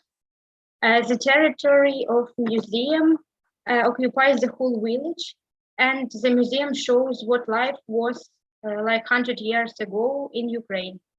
The picturesque hill with several windmills is the museum centerpiece. This place is called the Singing Field. The entire territory of the museum is divided into sectors, each representing the folk architecture and the life of a specific Ukrainian region. This is the oldest church in Dnipranska. It was built in 1742. The whole museum complex exhibits more than 40,000 items of household and traditional culture, such as costumes, old textiles, embroidery, carpets, ceramics, metal handicrafts, woodwork, and glassware, as well as musical instruments, paintings, and houseware. Commoners' homes, building, or small trade, commerce, and local administration contained authentic items. One of the main distinctive features of the museum is the theatrical performances and open-air celebrations dedicated to different holidays. For example, in autumn or in summer, holidays of all crafts take place here. Blacksmiths, potters, weavers, or other masters show their crafts to public, create works of art in front of your eyes, and offer workshops. Also, many famous Ukrainian films were shot in Porogovo. For example, this school has featured in at least 5 films. I sincerely hope that after war ends, I will be able to invite you to spend a day in this wonderful place. But now I would like to speak about Ukrainian dishes. In general, Ukrainian dishes are numerous and various. All of them, of course, are delicious, but for today, I choose only those that are served on a special evening, the Christmas Eve. Ukrainian Christmas festivities begin on Christmas Eve, on the 6th of January, and end of the feast of the Epiphany. The Christmas Eve supper, or Sveta Večerya, Holy Supper, brings the family together to partake in special foods and to begin the holidays with Ukrainian traditions, which reads back to antiquity. The rituals of Christmas Eve are dedicated to God, to the welfare of family, and to the remembrance of the ancestors. With the appearance of the first star, which is believed to be a star of Bethlehem, the family gathers to begin supper. Setting the table. A collage, this is a Christmas bread, is placed in the center of the table. This bread is braided into a ring, and 3 such rings are placed on the top of others, with a candle in the center of the top. The 3 rings symbolize a trinity, and the secular form represents eternity. A didu, his grandfather, is a chef of wheat stalks or made a mixed grain stalks. It is placed under the icons in the house. The stalks of grain symbolize all the ancestors of the family. Kutya is the most important food of the entire Christmas Eve supper, and it's also called God's food. It's made of wheat, barley, rice, seasoned with nuts, honey, and nectar.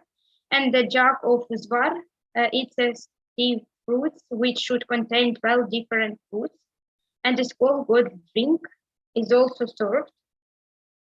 There are also 12 courses in the supper, because according to the Christian traditions, each course is dedicated to one of Christ's apostles.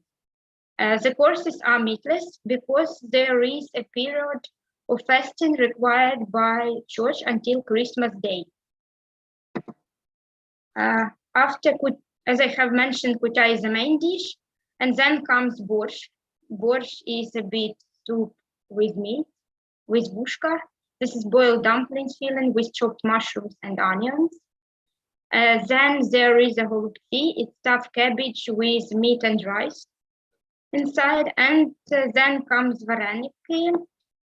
They can be salt and sweet, and they will be with different fillings like cabbages, potatoes, cherries, strawberries, and so on, if you like something like that. Now I would like to share a recipe of kutya for you, and I will share the link of the video after the event. So now I will see. Thank you I will show you a video. Okay.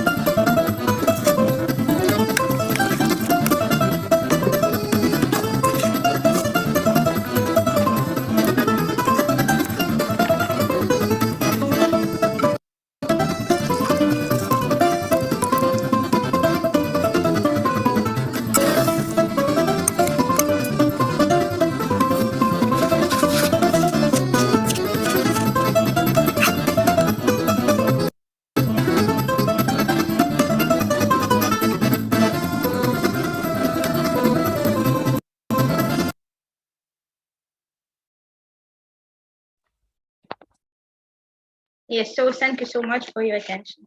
Well, it's very delicious food. A drink, I'm sorry. Yeah, seems very interesting Christmas atmosphere in Ukraine and lots of special Christmas food from Ukraine action. And I think it's really fun to go to Ukraine in December, right? Because have many because it's a Christmas session. Okay, yeah. Thank you. Yes. Okay, thank you so much for Miss Anna Koftun. And the next session is from Mr. Oh, it's from University of Foreign Language University from Vietnam with Mr. Huan Ngoc Hung. Is it I don't know is it correct or no for spelling. Yeah. For Mr. Huang Ngoc Hung, the time is yours. Thank you.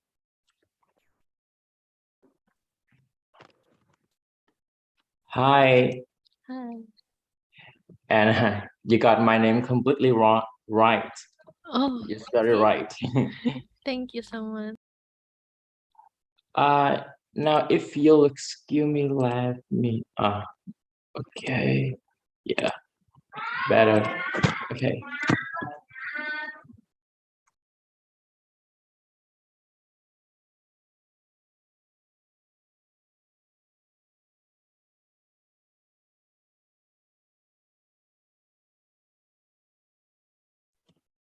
Hey, can you hear me? Because, Yes, we can hear your voice. yeah, okay, thanks. Maybe so.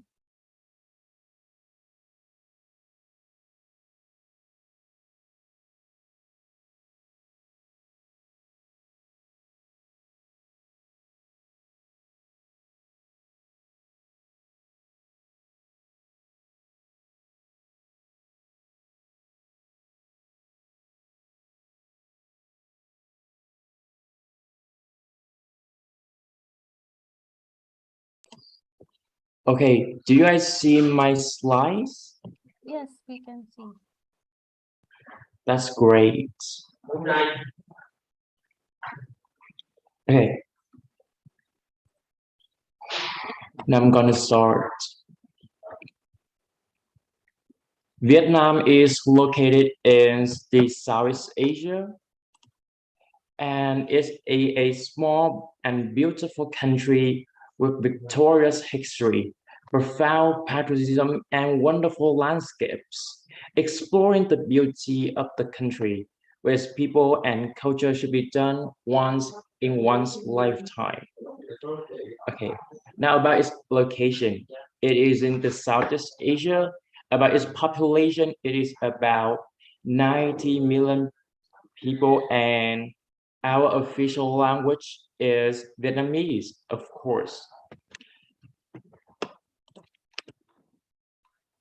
About our ethnic groups, Vietnam is a multi-ethnic country with over 50 distinct groups, 54 in total, and much of them has its own language, lifestyle, and cultural heritage. About the Vietnamese language, Vietnamese is the official language of Vietnam. About 85% of the population speaks Vietnamese as their mother tongue, while the minority ethnic people speak this language as their second language. About our most popular traditional costume in Vietnam, Vietnam is a multi-ethnic country with 54 ethnic groups, as I just mentioned, and nearly 4,000 years of history, which built up a great culture of diversity and uniqueness, especially traditional costumes. There's no doubt that Áo Dài is very well known in Vietnam and the world because this is the most popular traditional costume of Vietnam. Nowadays, Vietnamese are familiar with Western clothing, but this traditional Vietnamese dress is still a symbol showing the beauty of Vietnamese culture and remains a very popular garment for formal occasions, such as weddings or the New Year celebrations. For men, since the era of Lord Nguyen rules to wear áo dài, are not as rich as for women. Nowadays, men occasionally wear it for special events such as weddings. Even some men wear ao dai to work, but obviously it's less popular than women. And although ao dai is chosen as Vietnamese national costume, the people in the Mekong Delta of southern Vietnam has their own traditional clothing. The áo ba ba, as you can see on the right picture. This costume is so popular in the southwestern countryside that you can see most of the local people wearing this shirt during their daily activities. You can easily see them wear it to the market, to the field when they go to work. So basically they wear it everywhere. It's a colorless shirt with a black made up straight piece of cloth. The front flap is divided into pieces, and in the middle, there are buttons from the neck down to the belly. This elaborate shirt is often paired with long and wide trousers. Now about our Vietnamese cuisine. As you can see on the left, it is bún bò Huế. It contains slices of marinated and boiled beef shank, chunks with oxtail, and a pork knuckle. Other ingredients that might be added are boiled cubes of congee pig blood, which has a mixed color of dark brown and maroon, and pork. Besides, like other kinds of Vietnamese noodle soups, a hot, clear, and tasty broth is of no less importance to the quality of bún bò Huế. The dish is commonly served with chili sauce, thinly sliced banana blossom, red cabbage, mint, and Vietnamese coriander.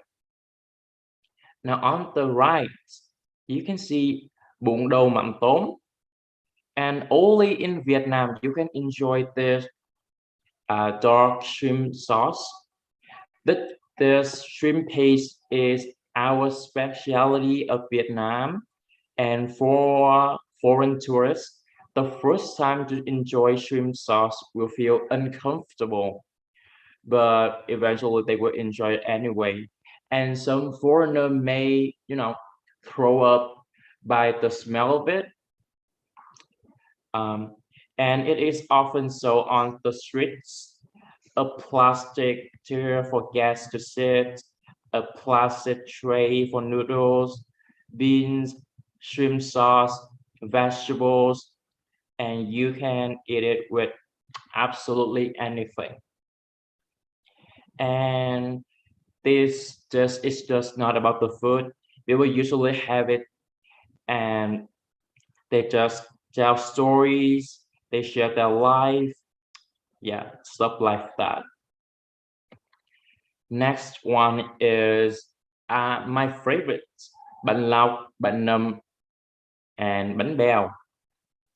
Sorry for the miswording. So first about bánh lau. You can see on the left, it is covered with banana leaf, and in each cake there is a piece of shrimp and a ground pork. The fish sauce goes with bánh bò Lọc is different from bánh bèo. It is saltier, therefore it is served in a very small plate. And how to eat it? You peel the leaf, dip the cake with a sauce, then put it in your mouth.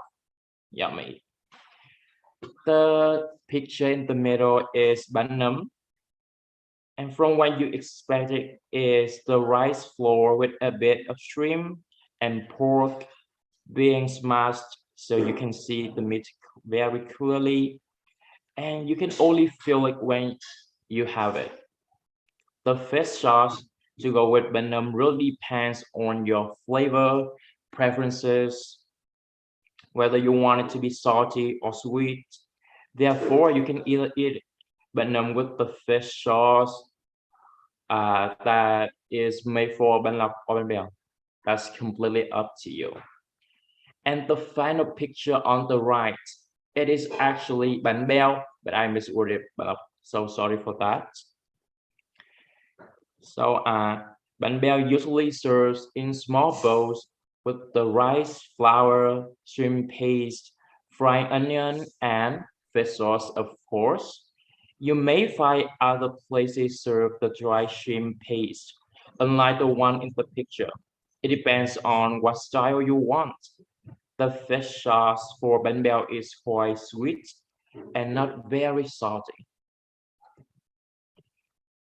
And next up, we have băm tôm. These have to play time intensive. Hanoi style shrimp cakes have just a few main ingredients: freshwater crayfish or shrimp from the famous West Lake, flour, and sour and sweet potato. Instead of grinding the shrimp into a paste, like the fishball, the fried seafood is usually left whole, sitting atop the crunchy cakes. It's typically served with lettuce leaves for wrapping, plus chili, lemon juice, and fish sauce for dipping. So next time, if you have a chance to visit Vietnam, you should definitely check these things out. And that's it for my presentation. I hope you enjoyed it. And I really hope you can come to Vietnam and try these things. Thank you.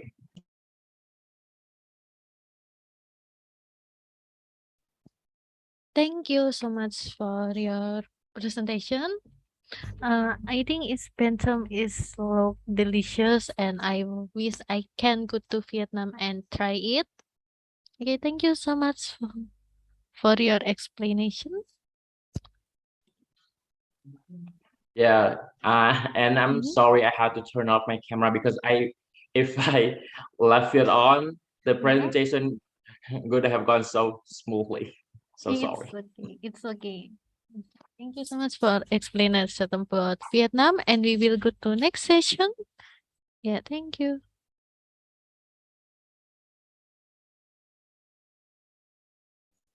Okay, next, we will come back to University of Bender, Husanimah Humu, and Hangan Divi Sepoli. Is there present?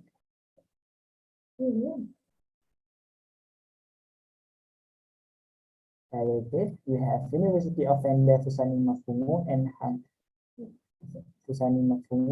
Hangan Divi Sepoli. Is there present in this room?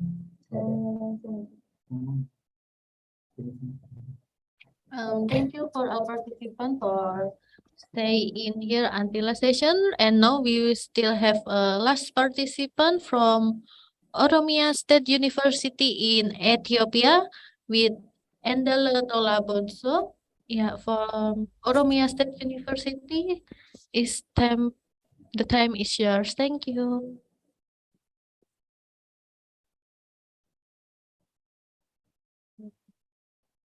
Oromia? Yeah, for Miss Endalo Tolabunso from Oromia State University in Ethiopia. The time is yours. Thank you.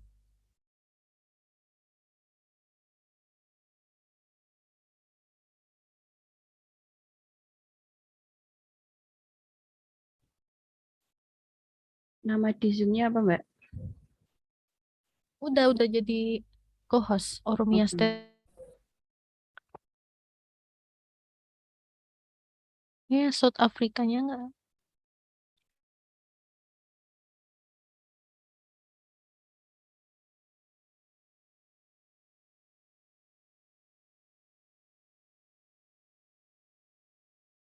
Kak, Mbak Hangga Divi bisa minta tolong jadiin co-host? Oke.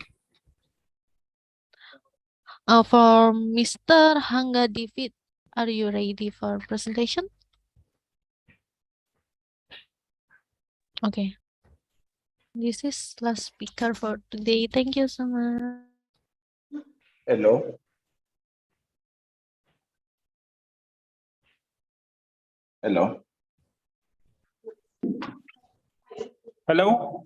Yes, we can hear you. Hello, we are ready from Oromia State University. Oh, from Unifun. First, after this, will Oromia State University. Is it okay? Okay, can we continue? Oh, maybe. Who will first? Hello. Hello. Okay, maybe if, from Oromia State University first. Yeah. Okay, allow us to share the slide, please. Yeah, for the time is 10 minutes for presentation. Thank you.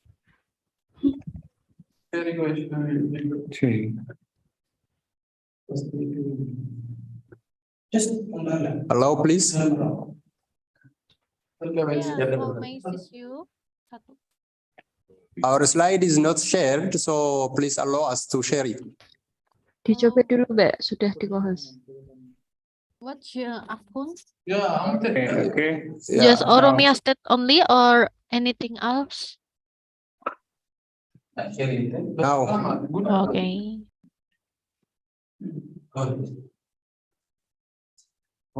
Thank you so much. Now I'm Ndale Tola. I'm going to present my presentation.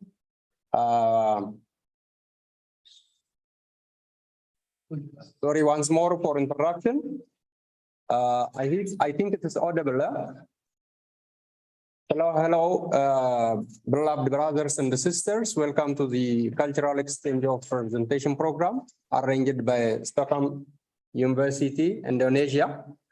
So just to, first of all, to greet you, dear brothers and sisters all over the world, particularly STEKOM University community, I would like to forward my precious greeting on behalf of Oromia State University community. Before I start my presentation, allow me to extend my appreciation for the organizer of this program.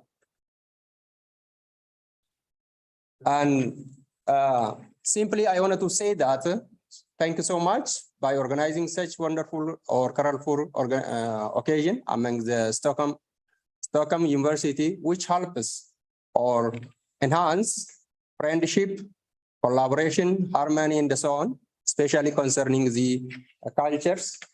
When I proceed to my presentation, I mainly focus on the three major points.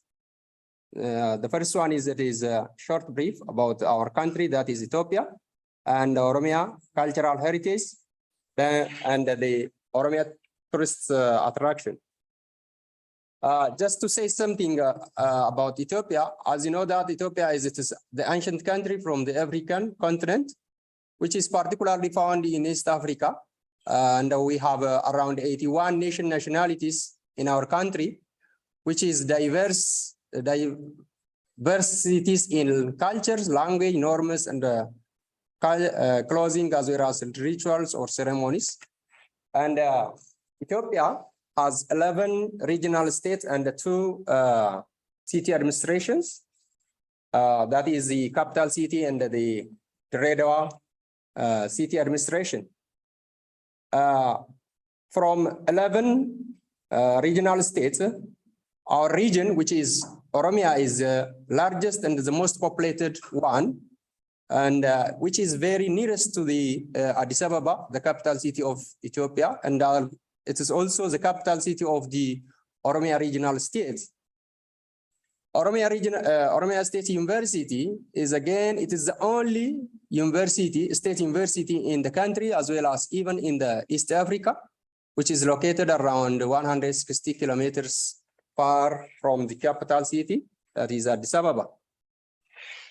When I come to Oromia regional states cultural heritage, as I said earlier, Oromia has so many traditional cultures, rituals, ceremonies, or food, wearing, and clothing styles. Beyond that, we have also the power sharing, system of power sharing or transferring the power in a traditional way. to see, the first one is, it is a Recha festival. Before I say on Recha festival, just I wanted to invite you, and as Oromo, we all invite you on October 1, 2022, we will celebrate the this year Recha festival. So we highly invite you to be with us and participate on this occasion. So I would like to invite you once more. When I come to my presentation, Recha festival, it is, as the name indicates, that Thanksgiving. Recha means Thanksgiving, which is a traditional ceremony or ritual, which is celebrated twice a year at different times. That is to celebrate, to thank their God. The Oromos people thank their God, which means Waka, that is God, the supreme being believed in among the people. Recha, as I said earlier, can be celebrated into two ways or in two seasons. The first one is Recha Birra. It is this Recha Birra, that is what call it is Malka festival, which celebrated in months of September to indicate brightness and hope.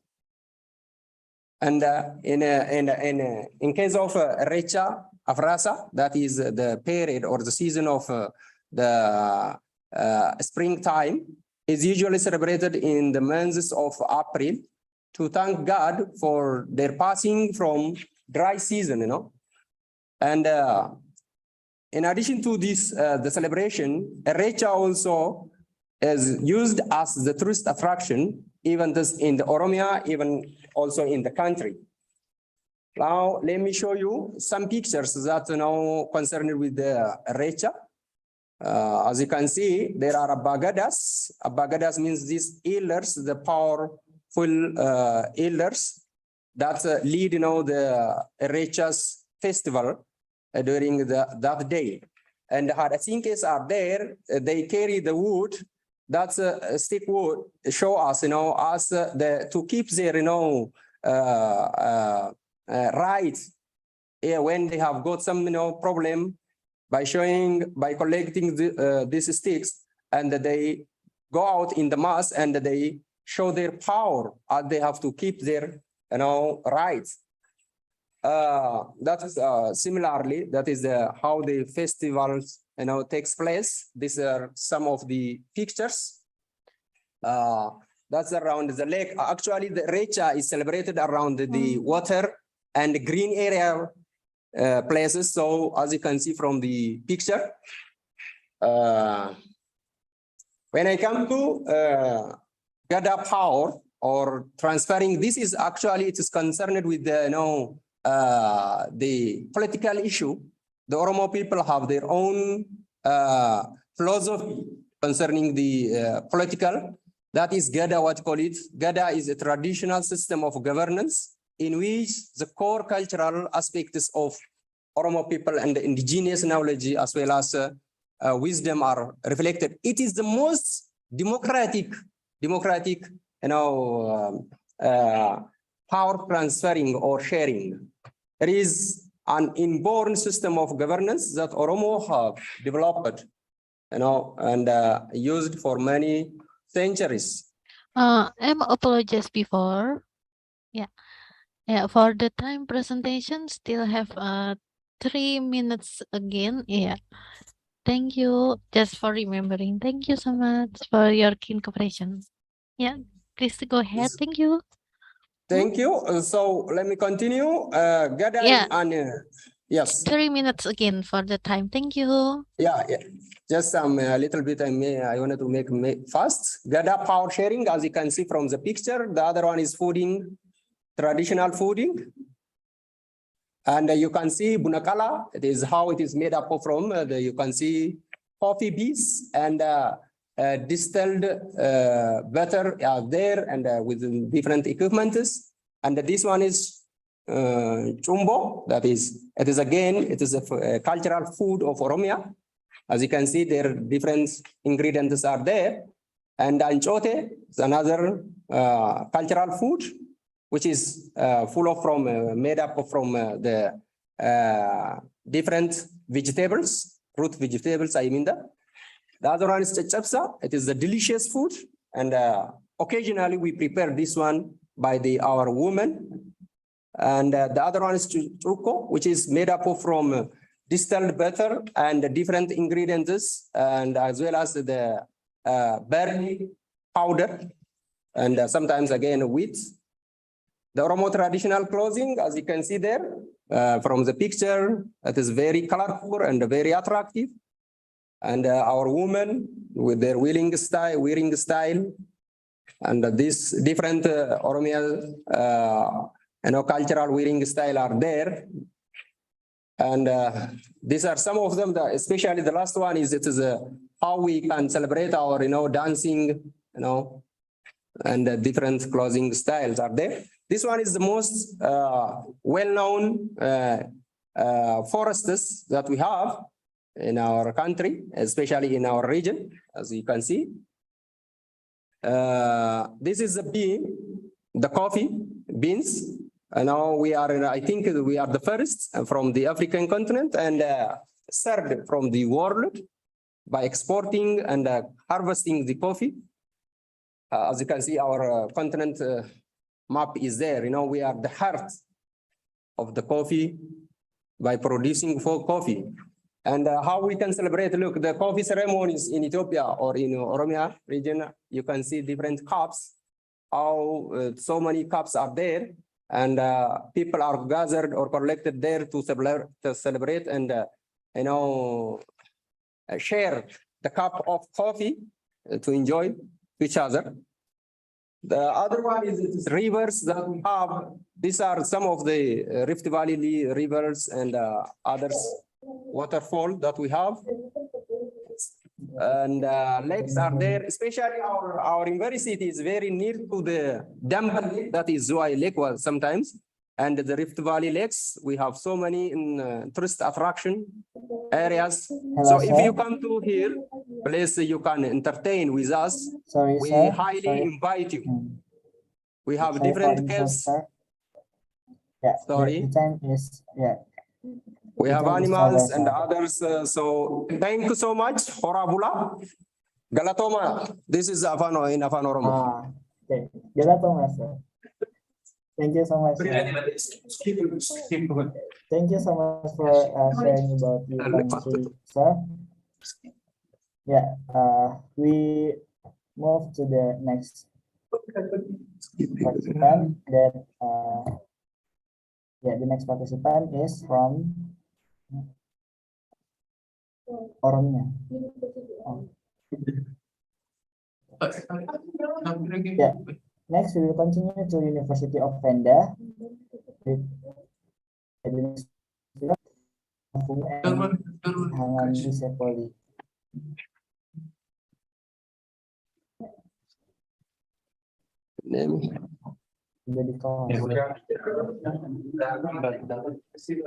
Hello. Okay, the time is yours. Okay. Hello. Presentation is 10 minutes. Thank you. Hello. How are you? Can you hear me? Yeah, we can hear you. Can the host unmute Busani? She's supposed to start and the mic is saying she can present without the permission from the host. What's the name, sir? Mbak Febri Fusani Mahfungu bisa dijadiin co-host. Siapa? Okay. Fusani Mahfungu. Fusani gitu. Fusani. Yes. Okay, Thank you so much. I can share my screen right now, right? Can you give permission to share my screen, please? We have to give it. You can try it. Okay. Yeah. Okay. Can you all see my screen? Can you all see my screen? We can see your screen, and you have 10 minutes for the presentation. Thank you. Okay. Thank you so much. Perhaps I should start by introducing myself. My name is Wusani Mabungu. I'm enrolled at the University of Venda from South Africa. I am presenting together with my colleague from University of Venda as well, Mr. Hangandi Bisipoli, who will introduce himself later on. So I'm just gonna switch off my video because we are currently facing load shedding. We have electricity cut. So our connection is very, very bad, and excuse us for that. So for the benefit of the connectivity, I'm just going to switch off my camera and just start with my presentation. Thank you.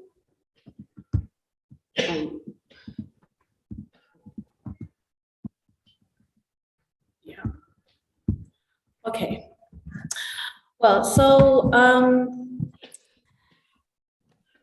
our presentation here is going to cover the concept of culture, South African cultures, and various South African cultural attires that we have in South Africa, and also the initiation school, which plays a big role in our cultural and tradition, and the various African cultural food, which will be presented later by my colleague, Mr. Hangandi.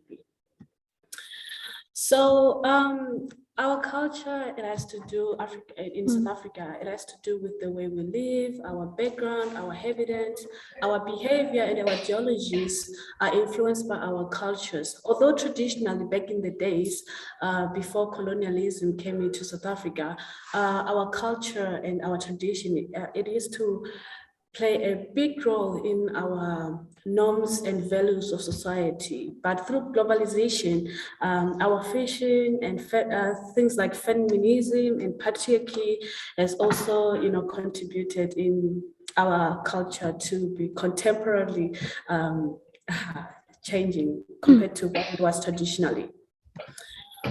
So in South Africa, we have 11 cultures. We have the Afrikaner, the Khoisan, the Zulu people, the Xhosa people, Basotho people, Vandebele, Sepedi, Tswana, Chivenda. I'm a Venda person from University of Venda. Yeah, so Xitsonga and Swazi. So that forms our 11 official language, but now we have added a sign language as our official language in South Africa, so we have 12 official languages.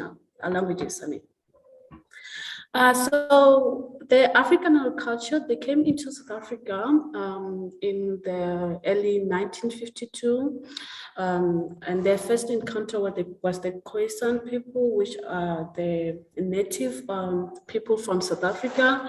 They are commonly known for agricultural activities. So they are very good with agriculture, which plays a big role in our agricultural, economic, and food security. So this is like their traditional attire, the way so when you see the people wearing these, even internationally, just know that one is from South Africa. And they are specializing in farms. They've also shared their knowledge and skills when they came into South Africa during colonialism, which they have shared with our African Bantu people, which are referred as African people. So yeah, these are the Khoisan people. They are originally the native people of South Africa. So these are the people who were living in South Africa alone. And then during colonialism, when the European people came into South Africa, and also the British people, they moved the Bantu people from different regions in Africa. Like us Venda people, we are originally from Mozambique, but we were shifted this side through colonialism, and then we form part of South Africa, and that's why we are a diverse society today that we are. So the Khoisan people are commonly known for their hunting skills. You see a man here with an arrow. They are very good at hunting. You see here traditional, they used to trade fires with the sticks and dry grasses and yeah, these are the traditional attires.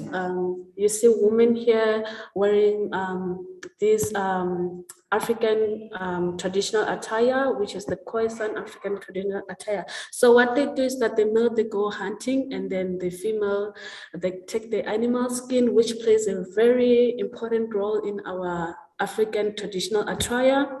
So the animal skins, the lion skins plays a very big role in our traditional clothes. So these are the Zulu people.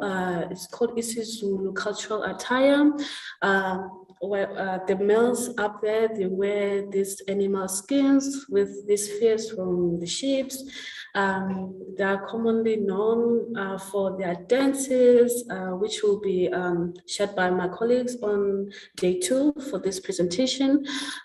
So whether the person is single or not single, married or not single, is also identified through their cultural attire. So usually girls would be topless, like they would wear with, they would walk around without tops, exposing their breast out to represent that they're single, and they'll just wear skirts or animal skins just to, and the married women would wear such hats, what you see down there, a couple, it's a male and a female, they're getting married. They're also known for the male are also known for their Shakespeare, you know, for during the fight and military time, during the colonial time back in the days, they used to use the Shakespeare for fighting and all that. So yeah, the beards also formed a very big role in our traditional attires. So these are the Xhosa cultural attire. I know you see here, our culture is also mixed with the European culture contemporarily because of colonialism and globalization as well. So they wear this, yeah, they wear these cultural clothes, what you see here, the beads. These are very beautiful and nice. You should come here and see it yourself. It's very nice, and it's what makes them more attractive. We also have the Ndebele cultural group. They're commonly known for their housing. You see their housing, their hut, which is created by clay with grass to make up the roof, and they paint them with these beautiful geometric colors. That's what makes them very famous, and they're very attractive. Women also, they wear different clothes to represent whether they are single or not, married or not, even whether they are a widow or not. Yeah. So here we have the Sotho cultural attires. They wear blankets a lot. Miss. Yeah, you have 1 minute more for the presentation. Okay, thank you. I have Toza here. Here you see students from our own university presenting about their dancing in our own university. When culture, we celebrate Africa Day, and then we wear our cultural attires. We have Swati people as well. We have vendors. We have also initiation school where they teach about marriage and all that. Their cultural attires, how to grow up within our society in a manner that will make them valuable to this global economy. I'm gonna share. I'm gonna stop sharing my screen and then give it to my colleague to provide a conclusion. Thank you. Hello. Yeah. Can you see my screen?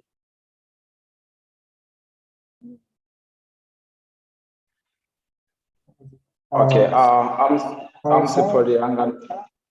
Can you see my screen?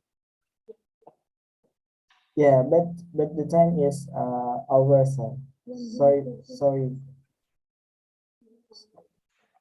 I'm really sorry about this. Actually, one university have 10 minutes for the presentation. Okay, no problem. So can I just have 1 minute just to go through? Okay, Okay, 1 minute, sir. Okay, our apologies for time. So this is the kind of the food that we have in South Africa, the cultural one. So the best one is pap, is the most common one. So it's where, as an African person, when you don't have pap, you don't consider yourself as eating something or having a meal for a day. This one is how they prepare it. It's mostly prepared by women, and it requires some specific skills for you to manage to prepare this type of a pap. And this one is derere. It's also called okra in English. It's preferred to be good for digestion.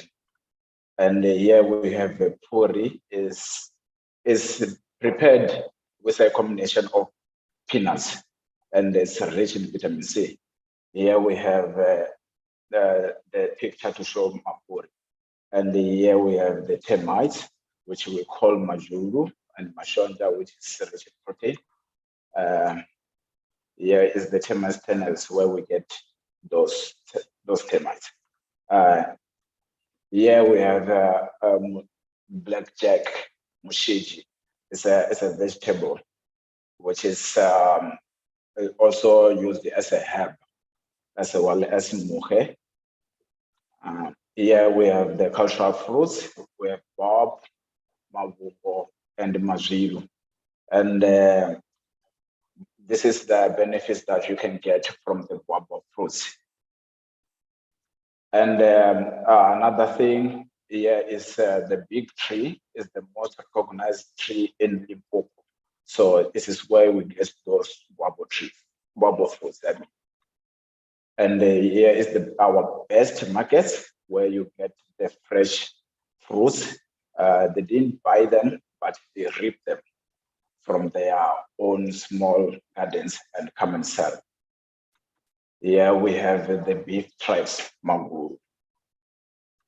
And here we have matutu, the corns and the peanuts. We finally use it for snacking. Here we use it for breakfast. We have the sweet potato and we have the maize corn, as well as the samp. Here we have an African beer. We call it umqombothi. And we have amarula is started to as mukumbi, but due to the processing, they have developed a beer called amarula, which is being sold now to the store, and it's the best. So in this one is our conclusion. I can say thank you. Thank you so much for Mr. Hang dan Divi for presentation. Okay. Thank you also for you to give me a time to go through.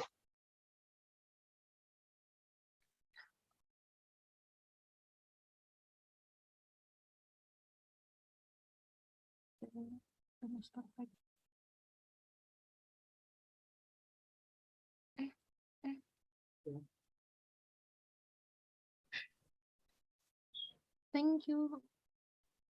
Mbak, mikrofon kurang dekat. Thank you so much for all participants for stay in this last session and until end of this event. Yeah, I'm apologies before because running out of time, and for second day I will make this event more fast and for more finish again. Yeah, maybe for all participants, you can turn on your camera. We will take a picture for documentation.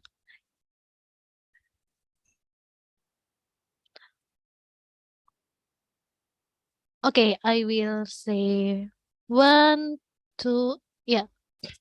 I will say 1. Bentar, Mbak, bentar. Oke, hitung dari 1, 2, 3. Smile. Sekali One more lagi, time. berikan senyummu yang terbaik. 1, Smile, please. 2, 3. Okay, thank you.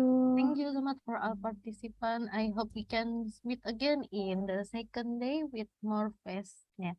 Thank you so much, everyone. Goodbye. Thank you so much for our participant to join in this session event. Thank you so much. Goodbye. Bye. Goodbye. Thank you. Thank you so much.